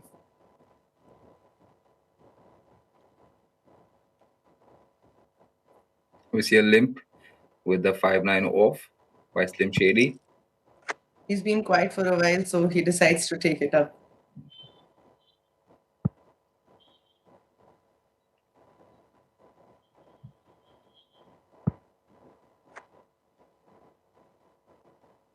And that's a beautiful card there for Slim Shady, making the straight. That also gives Flow Like Water an open ender. So might be able to get some value with a smallish bet. Maybe a blind. Oh, that's a slightly larger bet considering the draws on the table. Yeah, I was going to say I would expect a bigger bet on this kind of board. I mean, it's a very wet board, 7/8 or 6-7-8 with a couple hearts and ace high board. It's one where if you have a value hand, you want to get some protection, and if somebody's going to call and try to draw on you, you want to make it as expensive as possible. So we do see Slim Shady going about 80% pot there, and now going for smaller value on the river, just trying to get called by anything. Of course, we see that Flow Like Water missed his straight draw, which would have been no good. And Slim Shady takes down another pot. And this hand, he's waking up with the jacks and going to be a tough spot for Bluff Police. Probably pretty aware that Slim Shady has been 3-betting pretty light. Could be a little stubborn in this spot, but I think he's probably just going to find a fold, and Slim Shady's going to add even more chips to his chip lead. Yeah, I won't be surprised if Bluff Police folds. Obviously, we know he's been crushed by the jacks, and Bluff Police has been playing slightly conservative. He's been able to sort of even with the really small short stack, he was able to get away from ace rag, ace 8, I think, that time as well. Nice hands in the blinds. Monoguru chooses to limp. Yeah, this would be one of the spots where Bluff Police could decide to 3-bet. And yeah. Again, a very instant all in there, like Kevin picked up the time Monoguru had queens. Yeah, and it just shows your opponents you already knew what you're going to do, that you have a very simple decision. If you give it at least a little bit of consideration, then they won't get as much of a read on the strength of your hand, obviously. In Bluff Police's spot here, though, I could have seen just shoving a hand this strong and then, ultimately getting called by the king queen and being in a terrible position. So he does elect to go for like the 2.5x raise and then picks up on that quick shove, being a sign of strength, and makes the correct fold, avoiding disaster there, really. And Muruguru choosing to do something he's not done the entire game. And he's going to prove really, really brutal for him. But given how he's been playing, I think he could fold the jacks. I think Muruguru has been listening to Kevin, and he chooses to slow play his jacks instead of playing it as face up as he was all this time. It was super wet board. Top pair for Slim, Bluff Police with the flush draw. Wow. Yeah, everybody has a little piece of this flop, and Bluff Police turning the flush on the turn with the King 10 of hearts. Monoguru just limping the jacks pre-flop, doing a kind of strange, unconventional pre-flop strategy, and has the hearts to go with his jacks. Slim Shady is going to lead out for quarter pot. I'm not sure I really understand or like this lead out. I would think I'm probably happy to check down and or give up on my hand once the heart turns. Yeah, especially with two more people in the game, not a two-handed play. Pretty tough. Yeah, it looks like Monoguru is going to give him the stack now. Not much left to save now. Yeah, this pot has just got out of control for Monoguru. I mean, calling the check raise on the turn in a multi-way pot and then stacking off with jacks on the river, and he will be out in fourth. A masterclass in how to not play pocket jacks. Just limping and letting his opponents see cheap flops and then stacking off, regardless of all the scary stuff that was out there, is going to be a bad time. So, yeah, I would have liked to see a raise there instead to start the hand. That would have made things a lot simpler, I think. Well, breaking news, guys. The Doom Switch is working well and truly well. So we're going to let the birthday boy take a little break. In the meantime, we'll get back to the action and we'll see Kevin McPhee in a short while. Thanks, guys. See you, Kevin.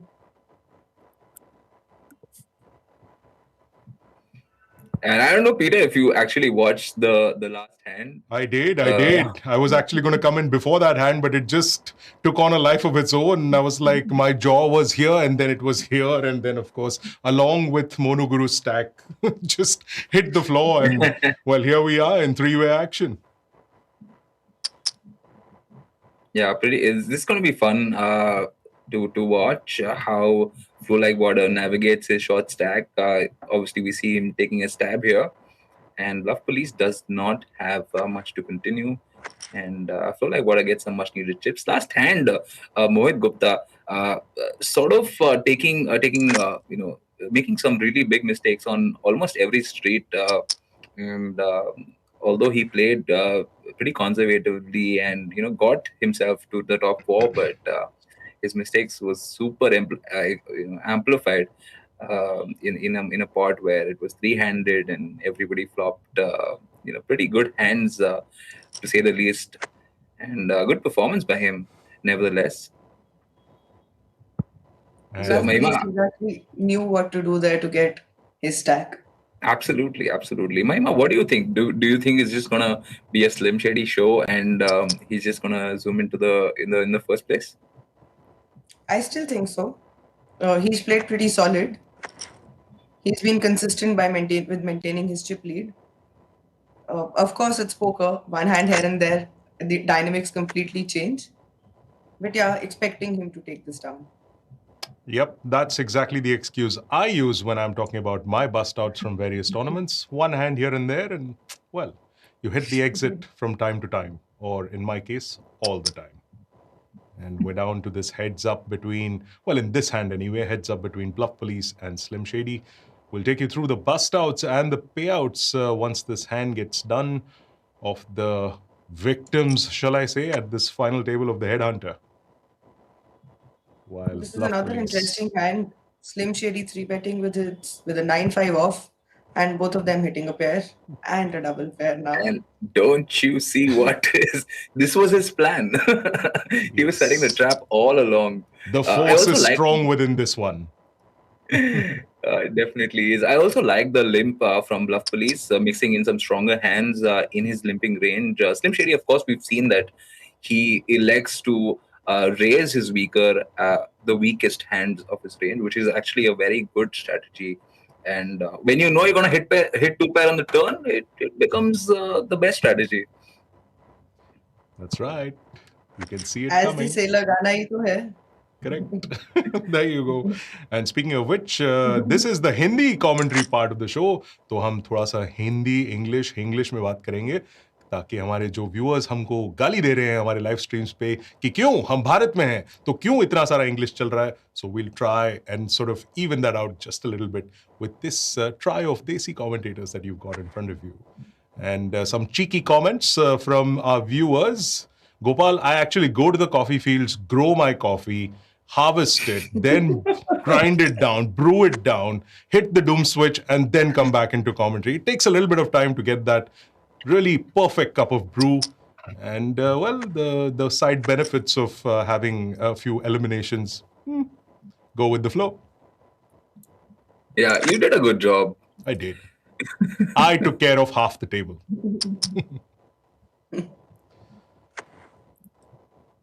Slim keeping the pressure on with the king 3 there. Yeah, but from Bluff Police perspective, I think by now he's gotten a pretty good read as to what sorts of hands is Slim Shady 3 betting with. You could expect him to maybe try and take a stab at this one.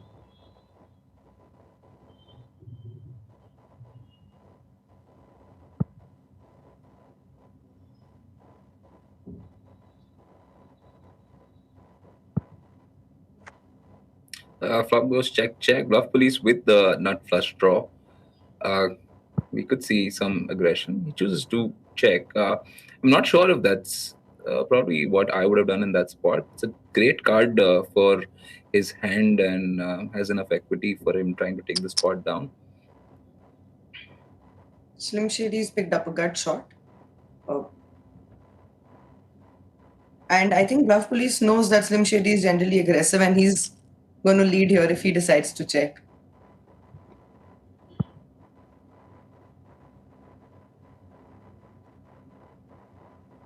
And we know Slim Shady is going to try and take this part away. He did make the turn bet, so we could see him making a sizable bluff on the river. Tough for Bluff Police also to call off, especially when it's the second barrel. Had it only been a river bet. That's a In my mind, also the bet. 4 of... Sorry. No, that was a sizable bet on that river card, and sure enough, going Slim Shady's way, that pot. Yeah, now what I was going to ask Mahima was the 4 of hearts, seemingly one of the best cards you'd expect, super dry.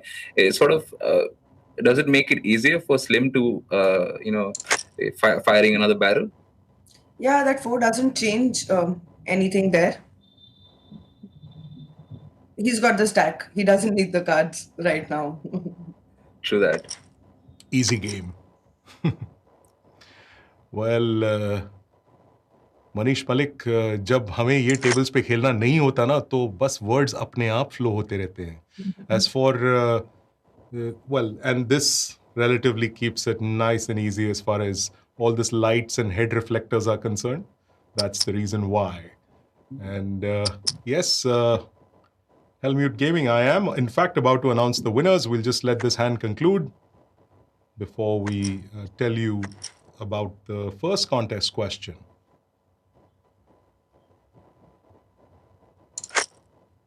Yep, we had asked you in the medieval society, what did the heart suit represent? The answer that many of you all have, of course, got right is the church, or the clergy, as it were. And the giveaway is, of course, 10 tickets into UVS's Bluffmaster Day 1A on the 20th of September at 10 a.m. And here are the 10 winners of that contest, as we see Slim Shady move all in with his threes. Ooh! And Flow Like Water gets the needed double up. Well, that was a good turn card for Flow Like Water. Chandan Arora playing as Flow Like Water, winning that nice spot. So here are the winners of that contest question number 1. Guriya Kumar playing as Lucky Buster.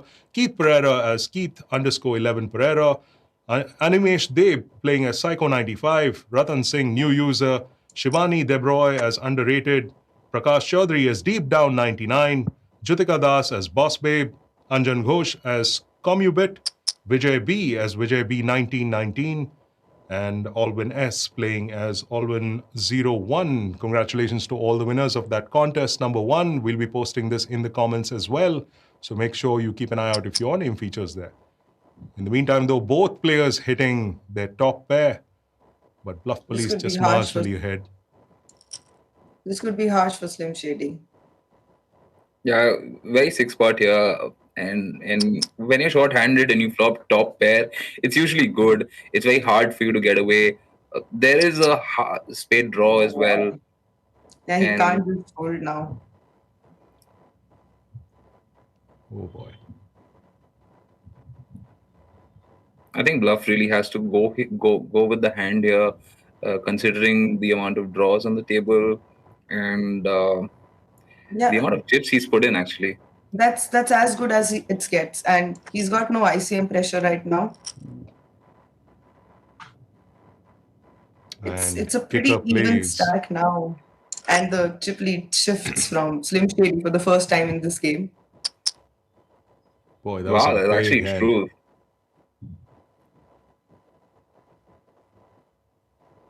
So chips quite evenly distributed now. Flow like water. Chandan Arora has a good chance to get back into the game,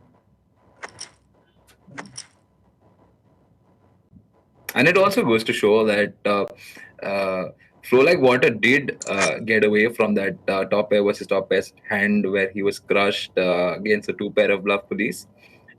Spots like that, if you're able to navigate those, uh, can actually be the game changer for you to be able to win such tournaments. Because when you're short-handed, it's really hard to imagine that your top pair is not good, and of course we. In poker, we have those spots where you really can't do much when you have a strong hand. You have to go with it.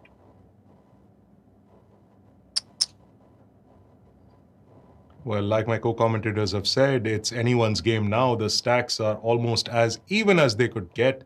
Very strong players, all these three. And of course, Slim Shady having that IOPC badge next to his name, having won a title at that series. And no shortage of experience with Chandan Arora either, raising it up with his ace-king. Yep. And Bluff Police will peel there just to see a flop, and a good Wow. flop it is for both players. Just a bad. My heart goes out to Bluff Police. He's done a great job of getting back into the game. He did make some really tight folds, but overall, I think he's played exceptionally well. And this is one of those spots where you really can't do much. You know, it's sort of it seems like a dream spot from his perspective at the moment. Well, it just The keeps king getting of better for Chandan Arora. That may slow down Bluff Police a little bit. Pretty tough, given the three-handed play and how this has gone. You wouldn't really keep Flow like water on a flush there. Unless Yeah, you know it's that hard to really imagine Flow like water to have a flush from Bluff Police perspective. Also, you know, trips is such a strong hand, especially when it's three-handed. I was actually going to ask Mahima, what kind of sizing should Bluff like water choose? Obviously, we know any size he chooses will get action, but he's pretty much got the board crushed, you know, on the turn. And so, what would you sort of bet in that position? So the idea is to probably attempt for an all-in by the river. So he's taken exactly the right sizing, what I think is correct. And of course, Bluff Police is going to call off there, regardless. That's the spot he's looking out for. That by the river, it's a 1 SPR now, so perfect for him. I'm just too excited to see what happens here. Oh, Can he manage to get away with this? this would be an incredible fold from Bluff Police. Mind you, it is kind of a wet board. He could still get away from this hand, but I mean, I'm not a good enough player to do that. But maybe Bluff Police, he's gotten all the way into three-way action here, and certainly he is taking his time with that decision. I mean, if I was in Bluff Police's place, I would have probably lost the hand by now, complained about the bad beat to a couple of friends. Wow! But And he does. Lovely, lovely. That's fantastic. We all can really appreciate a good fold whenever that happens. And there you see it, folks. A real good example of how skilled these players are. Getting out of the spot of bother that Bluff Police found himself in. And he's hanging in there. He's reduced his chips a little bit, but not out of contention just quite yet. Did he also decide to fold an ace-8 here? yeah, he did. He did. वो क्या होता है ना कि ऐसे इतने बड़े हाथ के बाद थोड़ा breathing exercises, थोड़ा zen, थोड़ा meditation, get your head, mind, give some 10-15 galis and then come back and be like scream into a pillow like I do sometimes. ये सब करने के बाद तो वो एक दो हाथ चले जाते हैं. But I don't think he's going to do that with this particular hand. He's got his spot. But yeah, Flow Like Water's also been playing pretty solid. He's not going to call off either of these guys easy. Indeed. He may jam onto them most of his hands now. Yeah, and come to think of it, Flow Like Water's spot at this table is amazing. Now that he's got all the chips in hand, he's got position over the most experienced player at this table. तो मैं नहीं चाहता Flow Like Water अपना ये position इतने आसानी से जाने दे. In fact, a very good point made by Richie Kigi. Having advantage of position on a table like this, especially when you have, I mean, I don't know much about bluff police, but certainly Slim Shady has those really heavy credentials as a poker player. And when you know who your opponents are even before the final table begins, that does tend to affect your mindset a little bit. So, काफी अच्छी तरीके से approach कर रहे हैं Flow Like Water. And I think जिस हिसाब से वो advantage ले रहे हैं अपने position का, I think that will only serve him well as this three-way goes along. No, Gopal Kumar, I'm so sorry to cut you in there. No, Gopal Kumar, we don't take anything in the comments too seriously. Least of all, jokes about the lack of hair on my head. And it's all about having a good time at these live streams. And we will try. Well, you need to answer all our contest questions. It is a draw after all. For all the correct answers, we have no control over that. So keep trying. You might just get there with a ticket into the UVS. In the meantime, though, we've announced the contest winners of question number 1. Let's complete this hand and then we'll try and bring you another contest question. We see another limp by Bluff Police with a strongish hand three-way. I think it's a great way to sort of mix up your range. Slim Shady, flopping really nothing and gets away from it. I would like to see how Flow Like Water sort of navigates the rest of this table, given his advantage at this table. And Chandan Arora, of course, is not someone we can ignore. He's got relatively decent experience, and it'll be interesting to see how he especially plays against Slim Shady, given that he now is the shorter stack at this table. Oh wow. Yeah, a best spot for him would be to let these two fight it out amongst themselves and get to secure the heads up spot. Yeah, for sure. For sure, that would be one of the best outcomes. Also, I would imagine in his place, I would like to go after Slim Shady because I won't get a better chance at his bounty, which is the largest at the moment than this, because I'm in the driver's seat. Slim Shady is going to have considerably large implications of whatever decision he makes. And this is one of those times where, Slim's bounty is literally 25% of the first place prize. So definitely a good spot for him to go after Slim. And see if we can do it. Flow Like Water, definitely with the queens, is a good spot to start that exercise.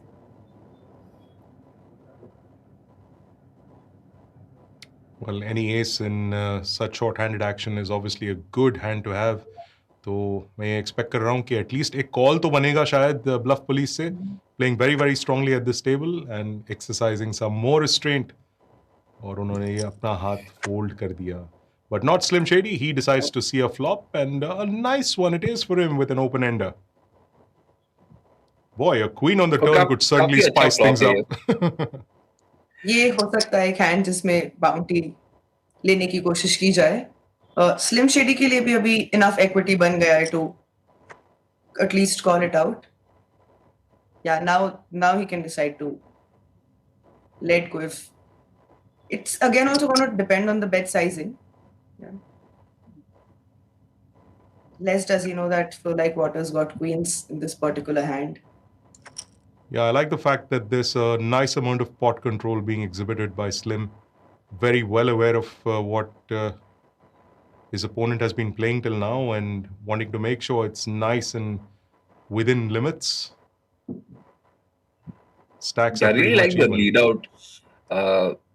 lead out by Slim on the turn. it sort of makes it difficult for your opponent to continue, even if he has, say, top pair or over pair like queens. It makes it really hard to uh, raise or take control of that hand. He literally has to go into maybe a check call mode, given that the 10 sort of changes the hand dynamics a lot. This is also pretty interesting, your sizing from Slim Shady. Tough for Flow Like Water to call here. Yeah, we saw Bluff Police Also, letting go of the hand earlier, and this again would be and that was an amazing fold. This would be an amazing call, given that the board is looking the way it does.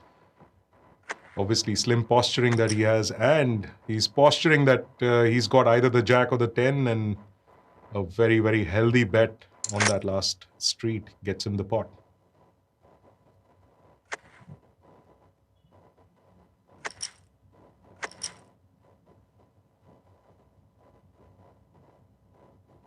yeah, I was not sure about the river bet by Slim.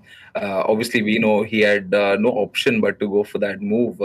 But it sound kind of makes it a sort of a inconsistent story with the jack peeling off on the river. But very difficult spot for Flow Like Water to actually make that call. It seemed like a very, very tricky spot for him, and he got away from the hand, considering he also has enough chips to sort of still play for that first place. Indeed. No action for Slim Shady with the ace queen. Yeah, that's got to bum you out just a little bit, having a nice hand and not getting any action. But, well, and losing you could be pot, letting go of your chip lead, and then when you've actually got the cards, nobody's opening up to you. ये मेरे साथ हमेशा होता है जब भी मेरे पास assess होते हैं कोई खेलता ही नहीं है. This is like my life story. Yours and plenty of others.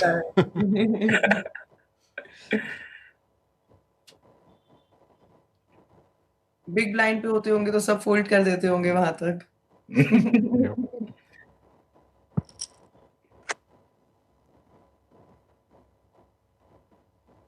Tricky or Flow Like Water to just check there. Yeah, I was just about to say that it's a interesting check by Flow Like Water. But he's not buying it with Slim Shady's bet. Yeah, I would have liked to see a maybe a flop C, like a C bet. Considering he has a very strong hand as opposed to the range he's representing at the moment, and Slim Shady with a gut shot. We could see a delayed C bet here from Slim Shady.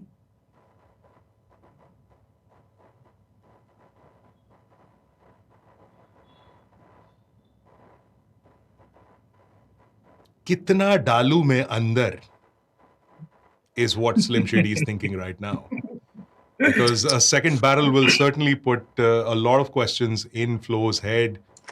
And, well, still not buying it on that bet either. Yeah, 1/3 pot size looked like a pretty value bet. Flow Like Water either is very hopeful or knows exactly what Slim Shady is trying to pull off there. Yeah, like a 3 lakh bet here is really going to put Flo into some, well, I wouldn't say confusion, but it's going to give him food for thought. No doubt about that.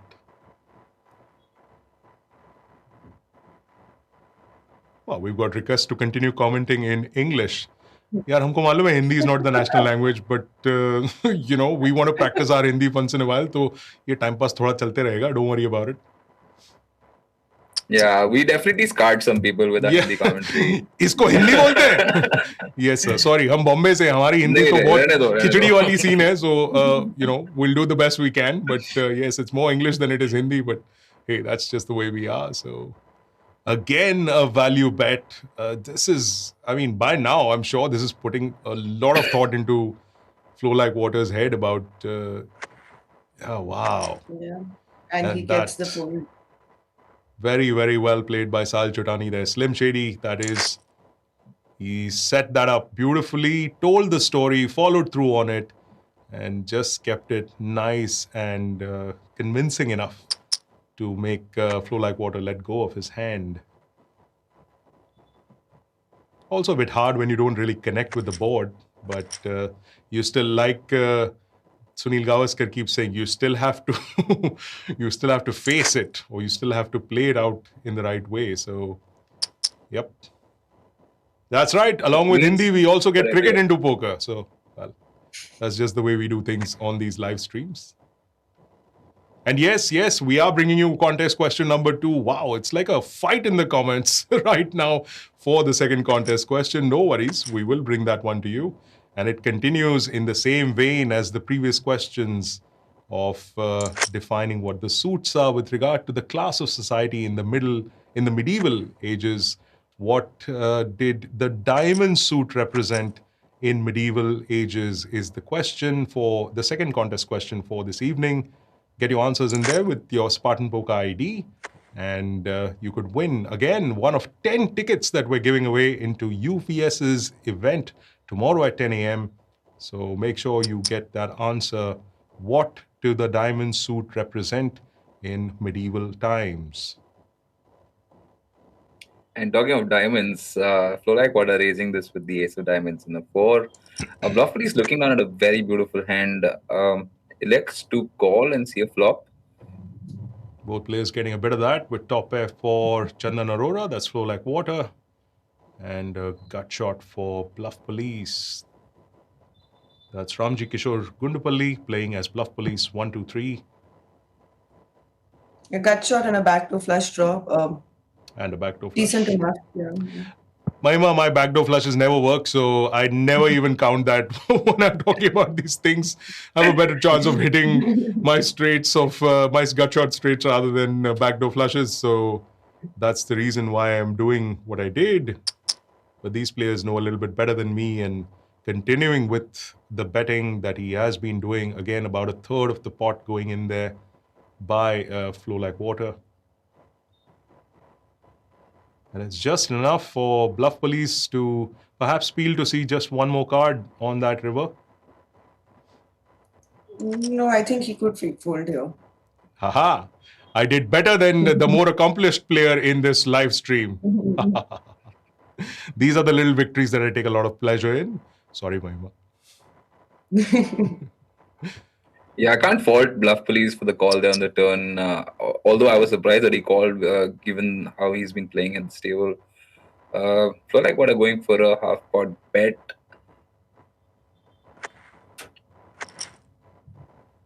Yeah, with only the river left, gut shot's a pretty weak hand to call with. Either you decide to bluff it through the river as well then.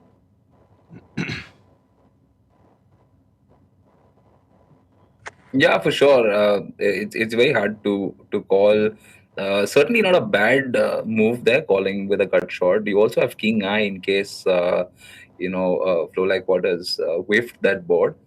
But yes, I'm very surprised that Bluff Police chose to make that call, given that he's been slightly conservative than the other players at this table.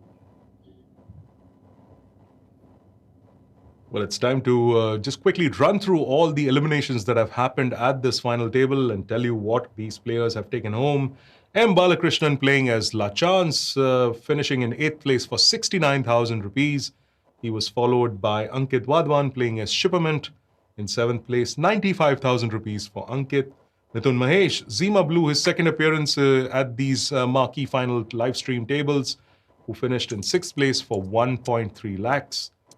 And Vikrant Verma playing as Born Trouble out in 5th for 1.72 lakhs. Followed by Mohit Guru's elimination. He was playing as Monu Guru, and in 4th he got 2.17 lakhs. And now we're down to the final 3 players. Quite an ambitious hand from Flow Like Water, but he has hit his mid pair. So obviously he knows a little bit more than we do at this point.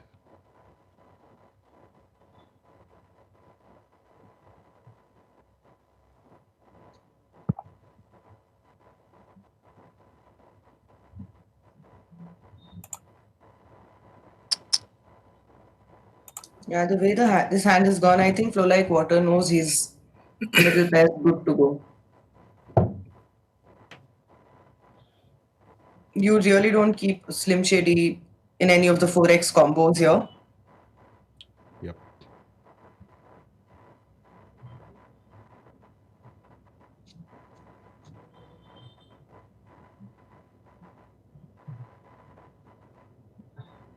I think Slim Shady really calls maybe a half pod or a 1/3 pod super quickly here. But given that slightly larger bet by Flow Like Water, probably convincing Slim Shady to find the fold there with the ace jack.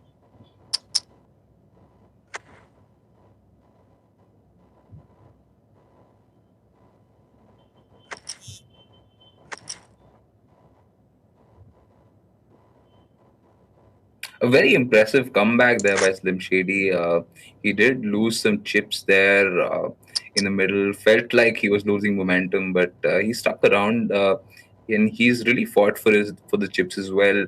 Making a few interesting plays, being aggressive against Flow Like Water, and he's on his way to regain the chip lead. And we could definitely see something culminate here with the fours and King Jack. Yeah, you at least expect to see a defend here. Cut shot straight for Flow Like Water. And a backdoor flush for Slim Shady. A pretty looking board for fours though.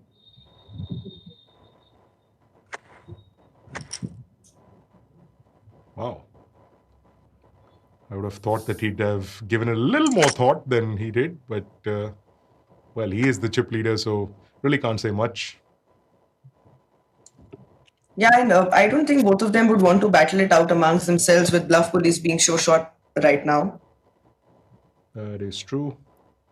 But all the hands are actually set up between the two now. Again, he's picked up the top pair with gut shot for with an open end of a Flow Like Water. Both of them decide to take it slow. I didn't expect that to go check on the flop.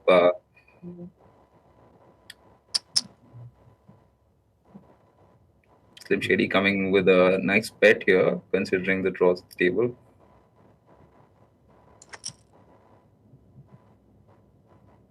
Close, but no cigar for Flow Like Water on that river card. And it's time for us to say goodbye to Mahima Walia Das. Thank you so much, Mahima, for joining us on this stream. We will see you on the next one soon enough. Thank you. Thank you, Peter. See you. Bye, Riji. Bye. See you. And as Mahima steps out of commentary, we welcome back Kevin McPhee into the box again. Remember, it's Kevin's birthday, so along with your contest answers, wish him as well. Thank you, Peter. Nice to be back. See, we have a three-handed game going on here still. Flow Like Water has managed to take over the chip lead, and yeah, pretty interesting pot here. Slim Shady dodging the straight draws, the overcard, and trying to get some value with his jack. We'll get a fold. So big enough pot that Slim Shady's taking over the chip lead now. Yeah, he held it for the longest time, and then in the last maybe half an hour or so, dipped down in the counts. But like the champ that he is, fought his way right back into the lead once again.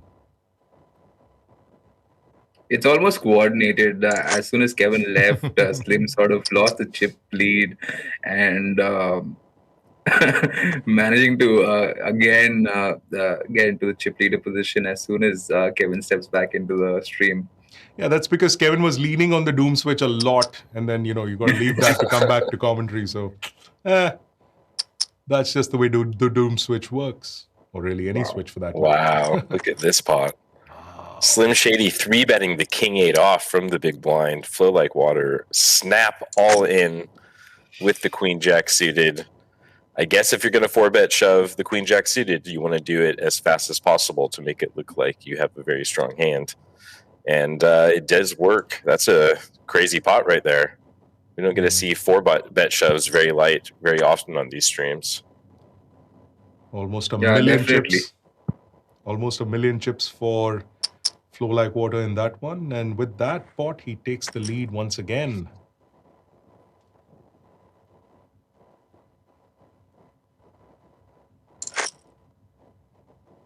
Yeah, that was a pretty spicy hand. 3-betting the king 8 off and then just getting shoved on by the queen jack suited.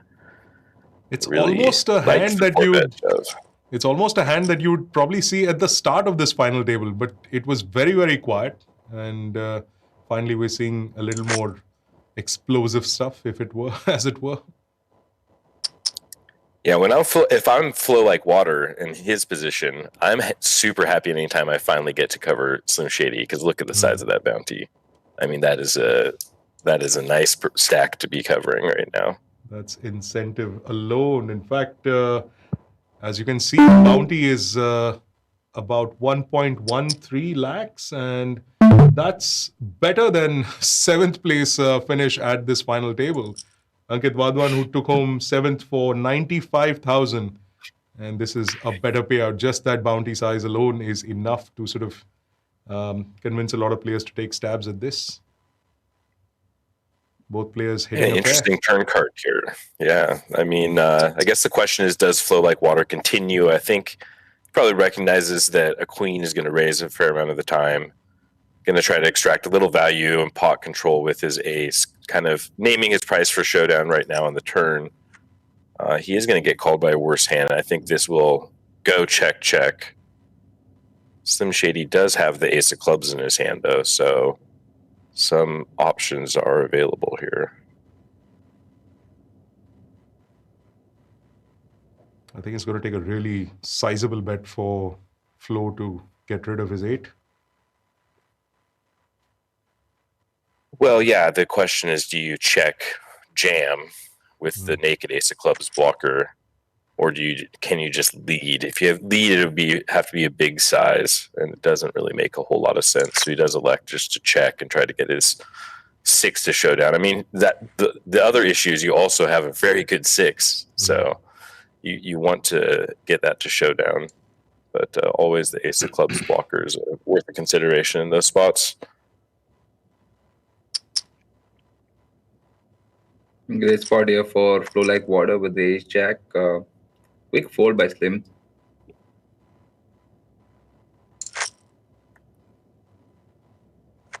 It's interesting how it's been a little swingy with his stack, hovering around the 2 million mark and the 1.5 million mark, gaining the chip lead, losing the chip lead. Yeah, I think he's going to get called here with the ace 3. And yeah, reverse trips. So we're going to go to heads up. Bluff Police eliminated in 3rd place. Flow Like Water going in with a nice chip advantage against the big bounty of Slim Shady. Should be an interesting heads up match. And our latest elimination at this final table, Ramji Kishore Gundapalli playing as Bluff Police 123, out in 3rd place for 2.68 lakhs. And now the final 2 prizes, 3.8 lakhs for runner-up and up top 5.65 lakhs for the winner. And of course, let's not forget that 18-karat gold medallion that's also accompanying, and points on the leaderboard for these players to win that up top 10 lakhs on the FTS 3.0 leaderboard. So plenty to play for besides just the prize money in this tournament. And also almost 2 lakhs in bounties. So effectively the first place is playing for close to 8 lakhs here. So it's going to be a very large incentive to seal the deal for both these players. Flow Like Water, of course, in one of the best spots he could expect him to be, considering how dominating and aggressive Slim Shady was for the most part of this table. Boy, if that 7 was of diamonds, I think we'd probably see the end of the tournament here. Interesting line here from Slim Shady. He check called out of position with 10 high and backdoor diamonds, and then just led. Flow Like Water boated up, and Slim Shady just bluffs it off, going for the overbet on the river, having one of the worst hands he can have at showdown. And we are very close to having this over. Slim Shady with the micro stack now. And he wow, survives. What a pot. Wild. That's Wild right. pot. Edge of the seat action here at the Headhunter final table. It's not over yet, folks. Yeah, such a aggressive play there with the 10 deuce suited. And it looked like Slim Shady had this table under control, but Flow Like Water, ever since that Queen Jack suited 4-bet shove, has taken control of this table and just gets bluffed into when he has a full house. Must be nice. I think perhaps one of those rare missteps that Slim Shady has made in the course of this final table. He's made a few interesting creative plays, but that one perhaps not the best that he could have done. Well, his timing couldn't have been any worse. You know, he's trying to rep the hand that Flow Like Water has. Right. Yep. We're going to see another all-in here. Slim Shady shoving the ace-8, Flow Like Water calling queen, easy call. Ace-high holds, and we might have a match ahead of us again. He was down to 5 big blinds at one point. Yeah, I'm shell-shocked. I don't even know what to say anymore. It's been quite a dramatic, His 3 double ups and he's back in the lead. Wow. He was down that's crazy. He's down to 5 big blinds, right? Yeah, I mean, it's an insane comeback by Slim Shady. For a second, I thought all Flow Like What had to do sort of lean on Slim to, take down that huge bounty and first place, but doesn't seem like it's going to be that easy after all. Hey, it could all come to an end in this one. And this time in Slim's favor, perhaps. Let's see what happens in the remaining 2 streets. Nope, not the card either was looking for. Where was this aggressive play at the top of this final table? I mean, they saved it all for the heads-up battle, and, well, sure enough, that's the way it should be, but we were expecting more fireworks at the top of this FT, but, well, we're getting to see it now.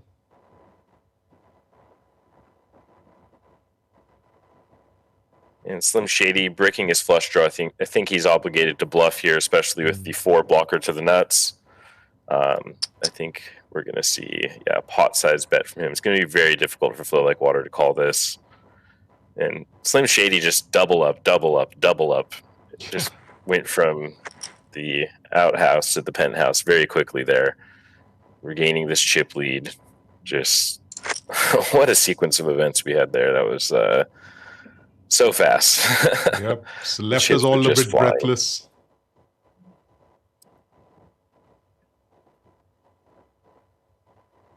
Yeah, the flow of action and the tempo has almost been inverted from what we've been seeing from the last couple of streams. The tournament which we thought would sort of progress quite quickly actually has been on for quite some time. We've seen some interesting plays, and the craziness that we would sort of expect at the start of this final table actually is taking place heads up.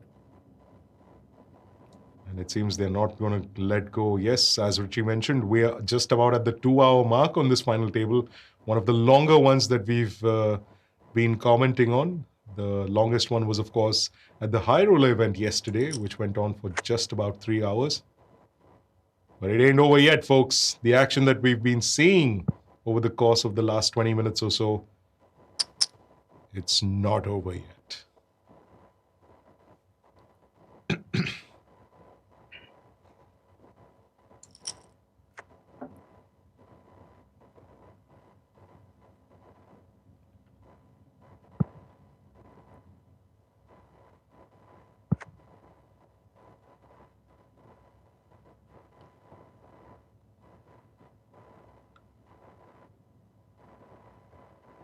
Again, a good spot for Slim Shady.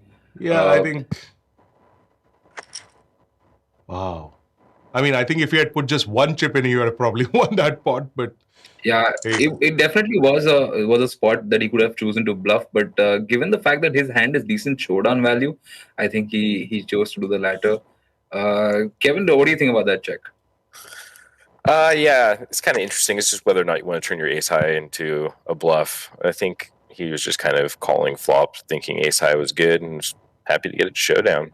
Not too big of a difference between deuces and ace high. So both players just wanting to show down their hands. I don't think there was really too much reason to bluff there. Probably happy to just check. Wow, big hand here for Slim Shady. Is this the one? Yeah, it's pretty enough with those two clubs for Flow Like Water to at least want to try and see a flop, but coming right back is Slim Shady, nothing doing.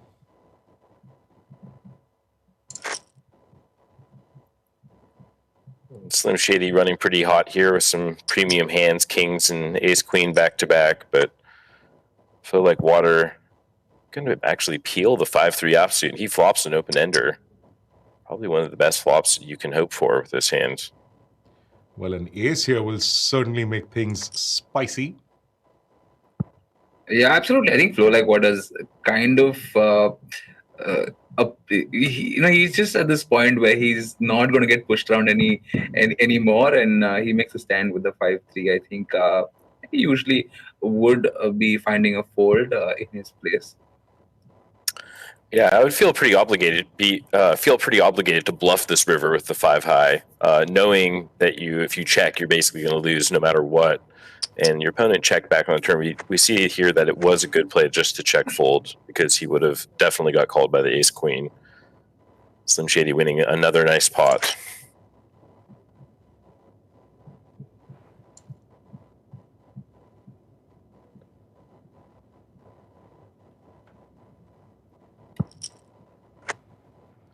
Yeah, I like the way that Slim Shady's played this entire final table. I think he's done a good job of applying pressure at the right times and changing gears. I do like that this heads-up match. We really saw some changing of gears at this final table, and Flow Like Water just had enough of Slim Shady earlier with that Queen Jack suited that he 4-bet ripped and got through. And yeah, it's been quite a fun final table to watch. These guys have been battling. Here, Slim Shady turns the straight. Flow Like Water also turning second pair. Probably going to feel obligated to call. He does. Slim Shady just needs to find the right sides to get paid here. Like you mentioned, Kevin, the changing of gears. I like the fact that Flo has sort of slowed things down a little bit, and quite deliberately too. He hasn't done anything untoward. Perhaps he could have taken a stab or two at certain pots, but it's all working out in his favor, even though he doesn't have the chip lead anymore. But still not out of the woods yet.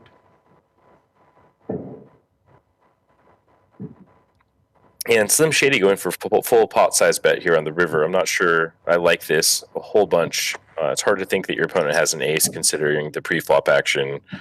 Probably more likely that he has a5 or a 4. I would like to see a smaller sizing there, hoping to just get called by one of the middling pairs instead.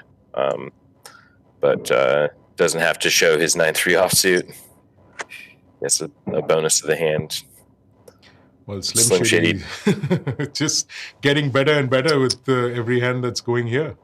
If it's not a big hand in the hole, it's a really nice flop, as this one gets him an open ender.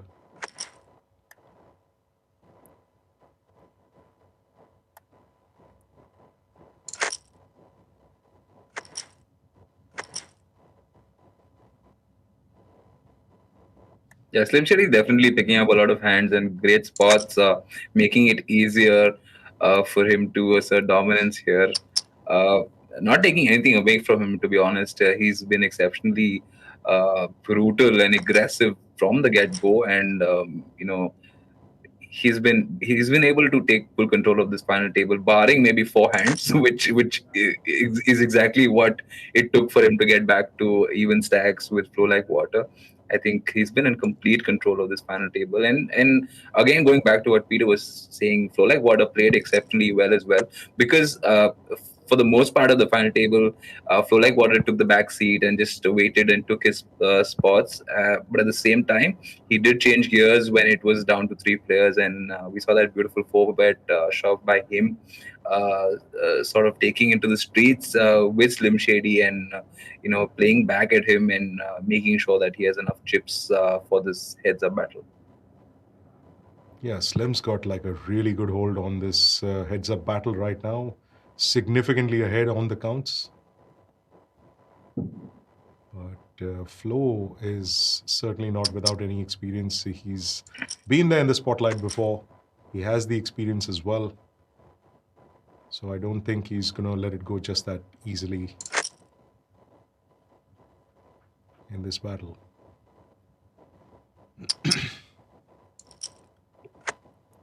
We're going to play for all of it this hand. Slim Shady shoving the Jack-9 suited, getting called by the Ace-5.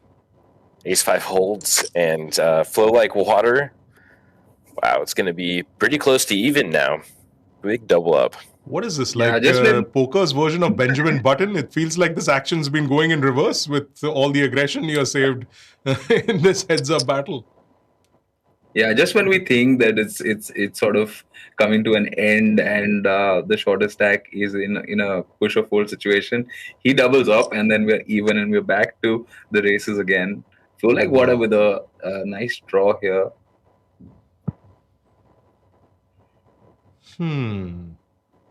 I wonder what happens if another spade pops up.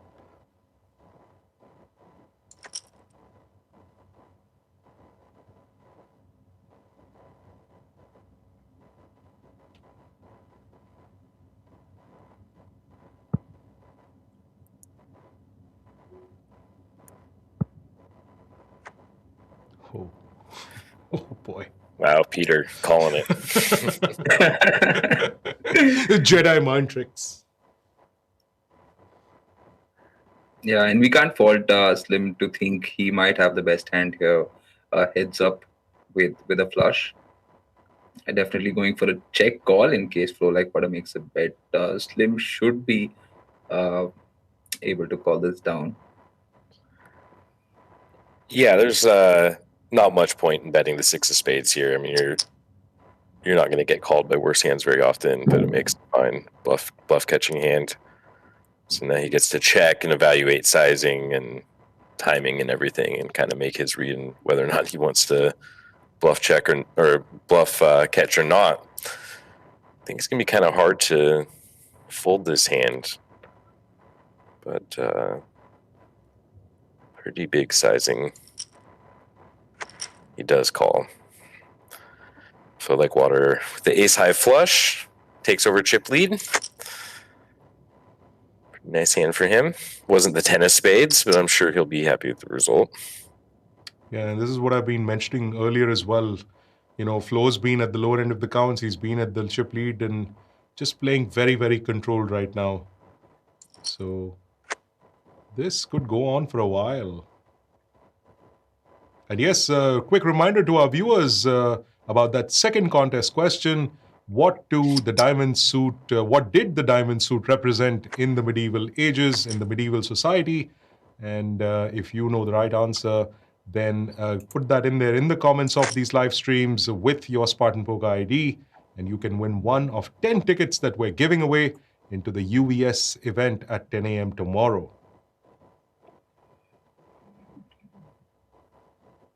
So no stopping the action at Spartan Poker. We're just about done with the FTS. Tomorrow is the final stream, of course. The big one, the main event, is what we will bring you the live stream from.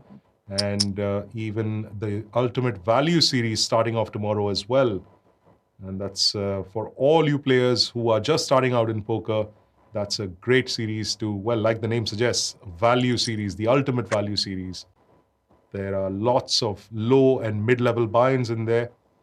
And 1.4 crores in guaranteed prize pools across those tournaments, as we see an open a gut shot for Slim Shady, and a similar one for Flo as well. Yeah, double gut shot for Flow Like Water. You hit a queen or an 8 for straight. He has a king of spades for a nice overcard and some backdoor options. He's going to be pretty happy c-betting this, going for a small sizing. But this is a pretty nice hand, nice kind of flop for the king nine.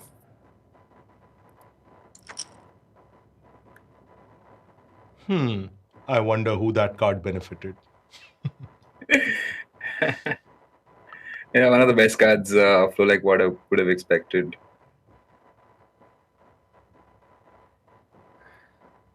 Although the queen would be slightly better. His hand kind of becomes disguised. And we're going to see a lead again from Slim Shady. Timing has been poor on the leads so far, leading right into the straight of Flow Like Water. And with a lead that small, you can trick yourself into thinking your opponent probably just has a spade draw. And it'll be interesting to see if Slim Shady follows through with this leading story. He does not. He says just check. I think Flow Like Water will be happy to bet this spot, blocking potential flush combos and having the straight.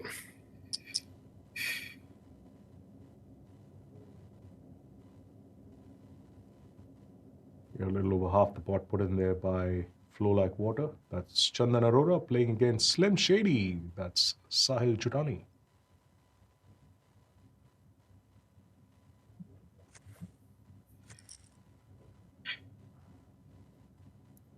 Well, we've got a comment that's asking us when can we expect offline tournaments to start, considering that casinos are opening up next week. We'll take a look at this hand and try and answer that question for you.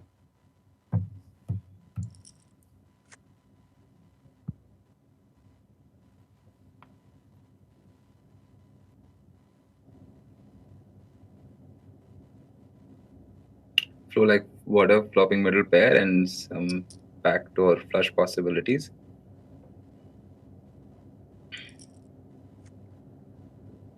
Which he doesn't require anymore. Yeah, and I actually kind of like leading this spot. When the board pairs middle pair and you're the big blind defender and you've check called, I think when the middle pair pairs, you want to be constructing some sort of leading range, and we do see a lead here. I like this quite a bit. Slim Shady does call with ace high. Now Flow Like Water needs to try to extract some value.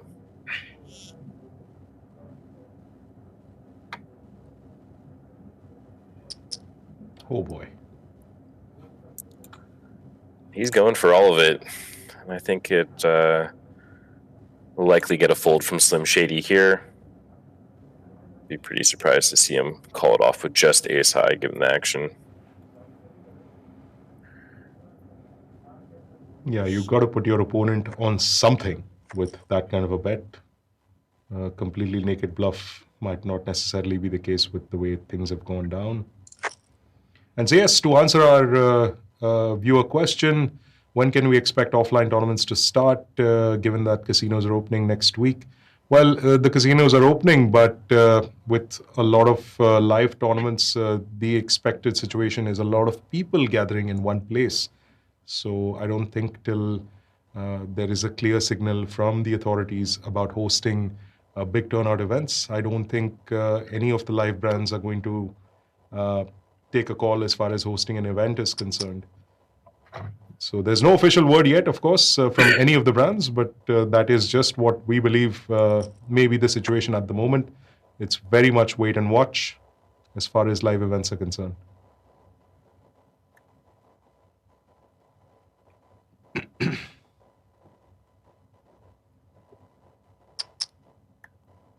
Come on, Slim, let's go back-to-back 3 in a row and get back to an even chip count. Yeah, Slim Shady is being very aggressive. He's just throwing everything at this boards and Flow Like Water to sort of gain some momentum back.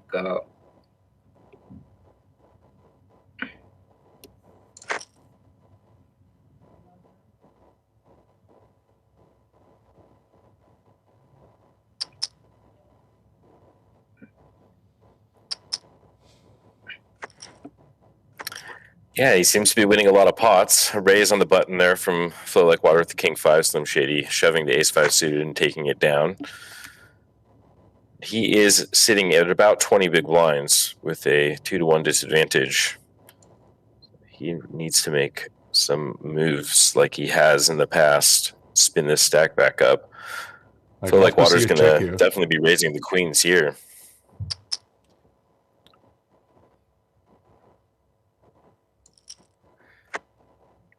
And this is going to be a recipe for disaster for Slim Shady. Limp calling the 10-8 off. He's flopped top pair. Of course, Flow Like Water has the overpair. I could see all the chips getting in here. This could be it. This could be it. And I like the size of that bet. It's just suspicious enough for Slim to hit it right back. And now we'll see what Chandan Arora, that's Flow Like Water, what he does decide to do. Flatting that one there. Yeah, the pair of tens raises the flop. The queen's slow plays. We have less than 1-to-1 stack to pot size ratio. Slim must know that he has something at this point, though, to call to raise on the flop. An uncomfortable spot to be in with 10-8.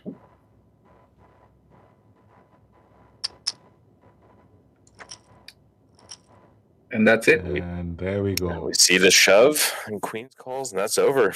Wow. And just like that, folks, lit up brightly there with those back-to-back all-ins and doubles up. And, of course, then losing the lead. And eventually, though, Slim Shady couldn't make it to the finish line. Finishing in second place is Sahil Chutani as Slim Shady 19. And our winner, congratulations to Chandan Arora, playing as Flow Like Water.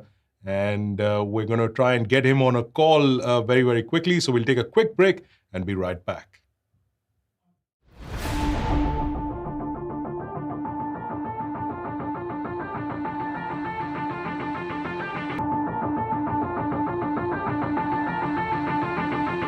Of course we saved the best for last because at Final Table Series, it's not the journey but the final destination that counts.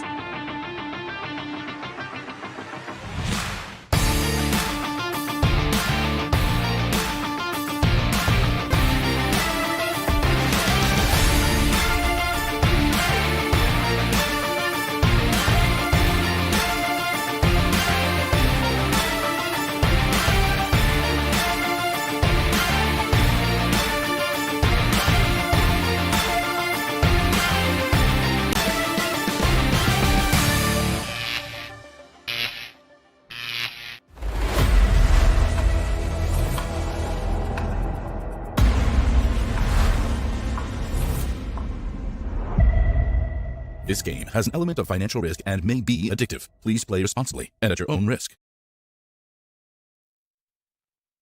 Table at the FTS 3.0, and we've reached the end of this tournament. We've been trying to get in touch with our winner, Chandan Arora, but I guess connectivity issues are holding us a little bit back. We're going to still try and get him on the call. In the meantime, we can maybe discuss just how this final table went about. Kevin, I think, have we got Chandan back yet? Still trying to get Chandan Arora, our winner, back on the call. Chandan, can you hear us? Yeah, we are facing some internet issues with our winner. Strange how it works perfectly fine when he plays the final table and wins it all. But for a 2-minute call, we are struggling to get our winner on the line. But we're going to keep trying, though. Kevin, a very nice action-packed final table here at the Head Hunter. We expected more fireworks at the top of the table, but I think the end gave us all the fireworks that we needed. Yeah, I mean, these tables are always super fun to watch because of the element of getting extra money in your pocket for busting somebody at the table. Makes it always a good rail. But yeah, really interesting dynamics played out at this final table. And we had a couple of players that stepped out and took a much more aggressive approach, and that they ended up clashing heads up. And there's some pretty key pots that would have loved to ask our winner about, especially the 4-bet shoving Queen Jack suited. Really, that was a whole change in momentum. As soon as that happened, he started really battling back at Slim Shady, who had pretty much controlled the final table up until that point. So once you decide to put actually fight the chip leader, you have a good chance to win the tournament. And that's ended up what ended up happening. He took down that huge bounty and his own bounty, as well as the gold medallion for winning the tournament. So well done to him. I thought he did a very good job adjusting and changing gears at that final table. Richie, I think it's safe to say that the heads-up battle came down to two of the really capable players at this table. Sahil Chutani, of course, a very deep and enviable poker resume. And he played the way that an aggressive player like him is supposed to play, just maybe a couple of things not going his way on this final table. Yeah, absolutely. Sort of expected Sahil Chutani to have a very aggressive approach to this table, not only because he is the most experienced player, but also the fact that it is his playing style. The interesting thing is in bounty tournaments, not a lot of players have the experience and the nuance of playing this format, and that definitely gave Chutani a very huge advantage. We saw flow like water. Chandan Arora adjusted beautifully, like Kevin said. He played conservatively when it mattered the most, picking out his spots, making sure he has a good stack, and then by the end of it, once that Queen Jack shove went his way, he really showed up and gave a good fight to Sahil Chutani, and eventually taking it home. Yeah, I think, Kevin, that I think it was a 10 deuce hand or maybe a 10-4 hand, where we thought that Sahil perhaps, that was perhaps one misstep that perhaps could have been avoided. Yeah, Slim Shady was really playing an aggressive style. And, sometimes when you play aggressive style, you make mistakes, and his timing was bad in a couple spots. There was one hand he called a min bet on the flop out of position with just 10 high on King 6-4. Turned a flush draw and elected to lead, but he was leading right into a full house, and then he went for the overbet on the river, and that was also another critical hand in the heads-up match. I mean, the timing was a little bit bad on some of those, but he did play a very aggressive style, and mistakes happen when you play aggressive. Indeed, and despite that huge loss of chips in that particular hand, he did come hurtling back, in fact, into the chip lead. But that's just the way these final tables go sometimes. Chandan Arora, who's playing as flow like water, of course, winning this title. We're still trying to get him on call, but I think we're facing some more issues internet-wise in connecting with him. We're going to give it another minute here, but it looks like it's no dice. Yep, we're not going to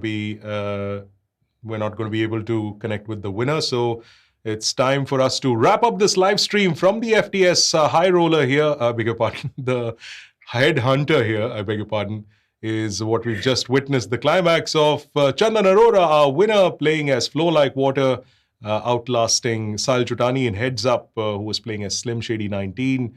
Very well played by both these gentlemen. Sahil Chutani, of course, winning the tournament. And let's take a look at what he's won as a prize.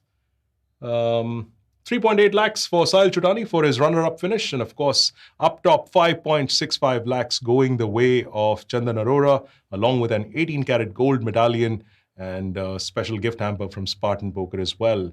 You can be a part of the FTS series, just this one evening left, and a couple of tournaments still in the mix that you can be a part of.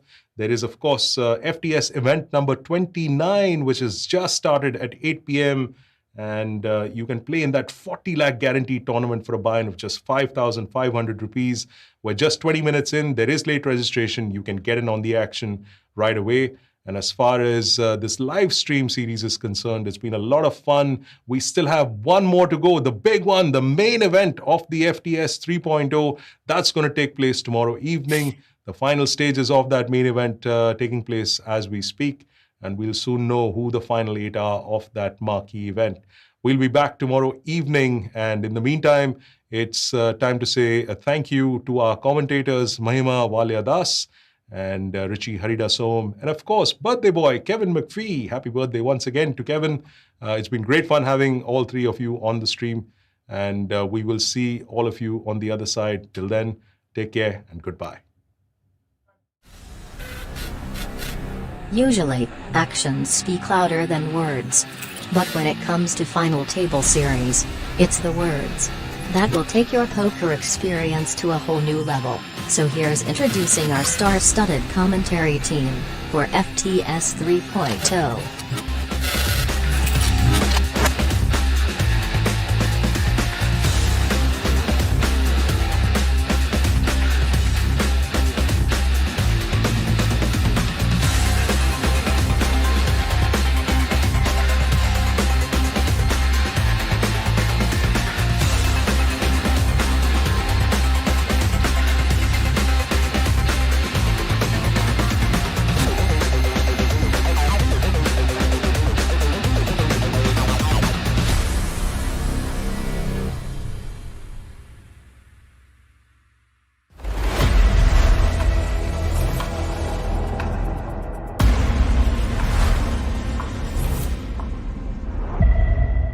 This game has an element of financial risk and may be addictive. Please play responsibly and at your own risk.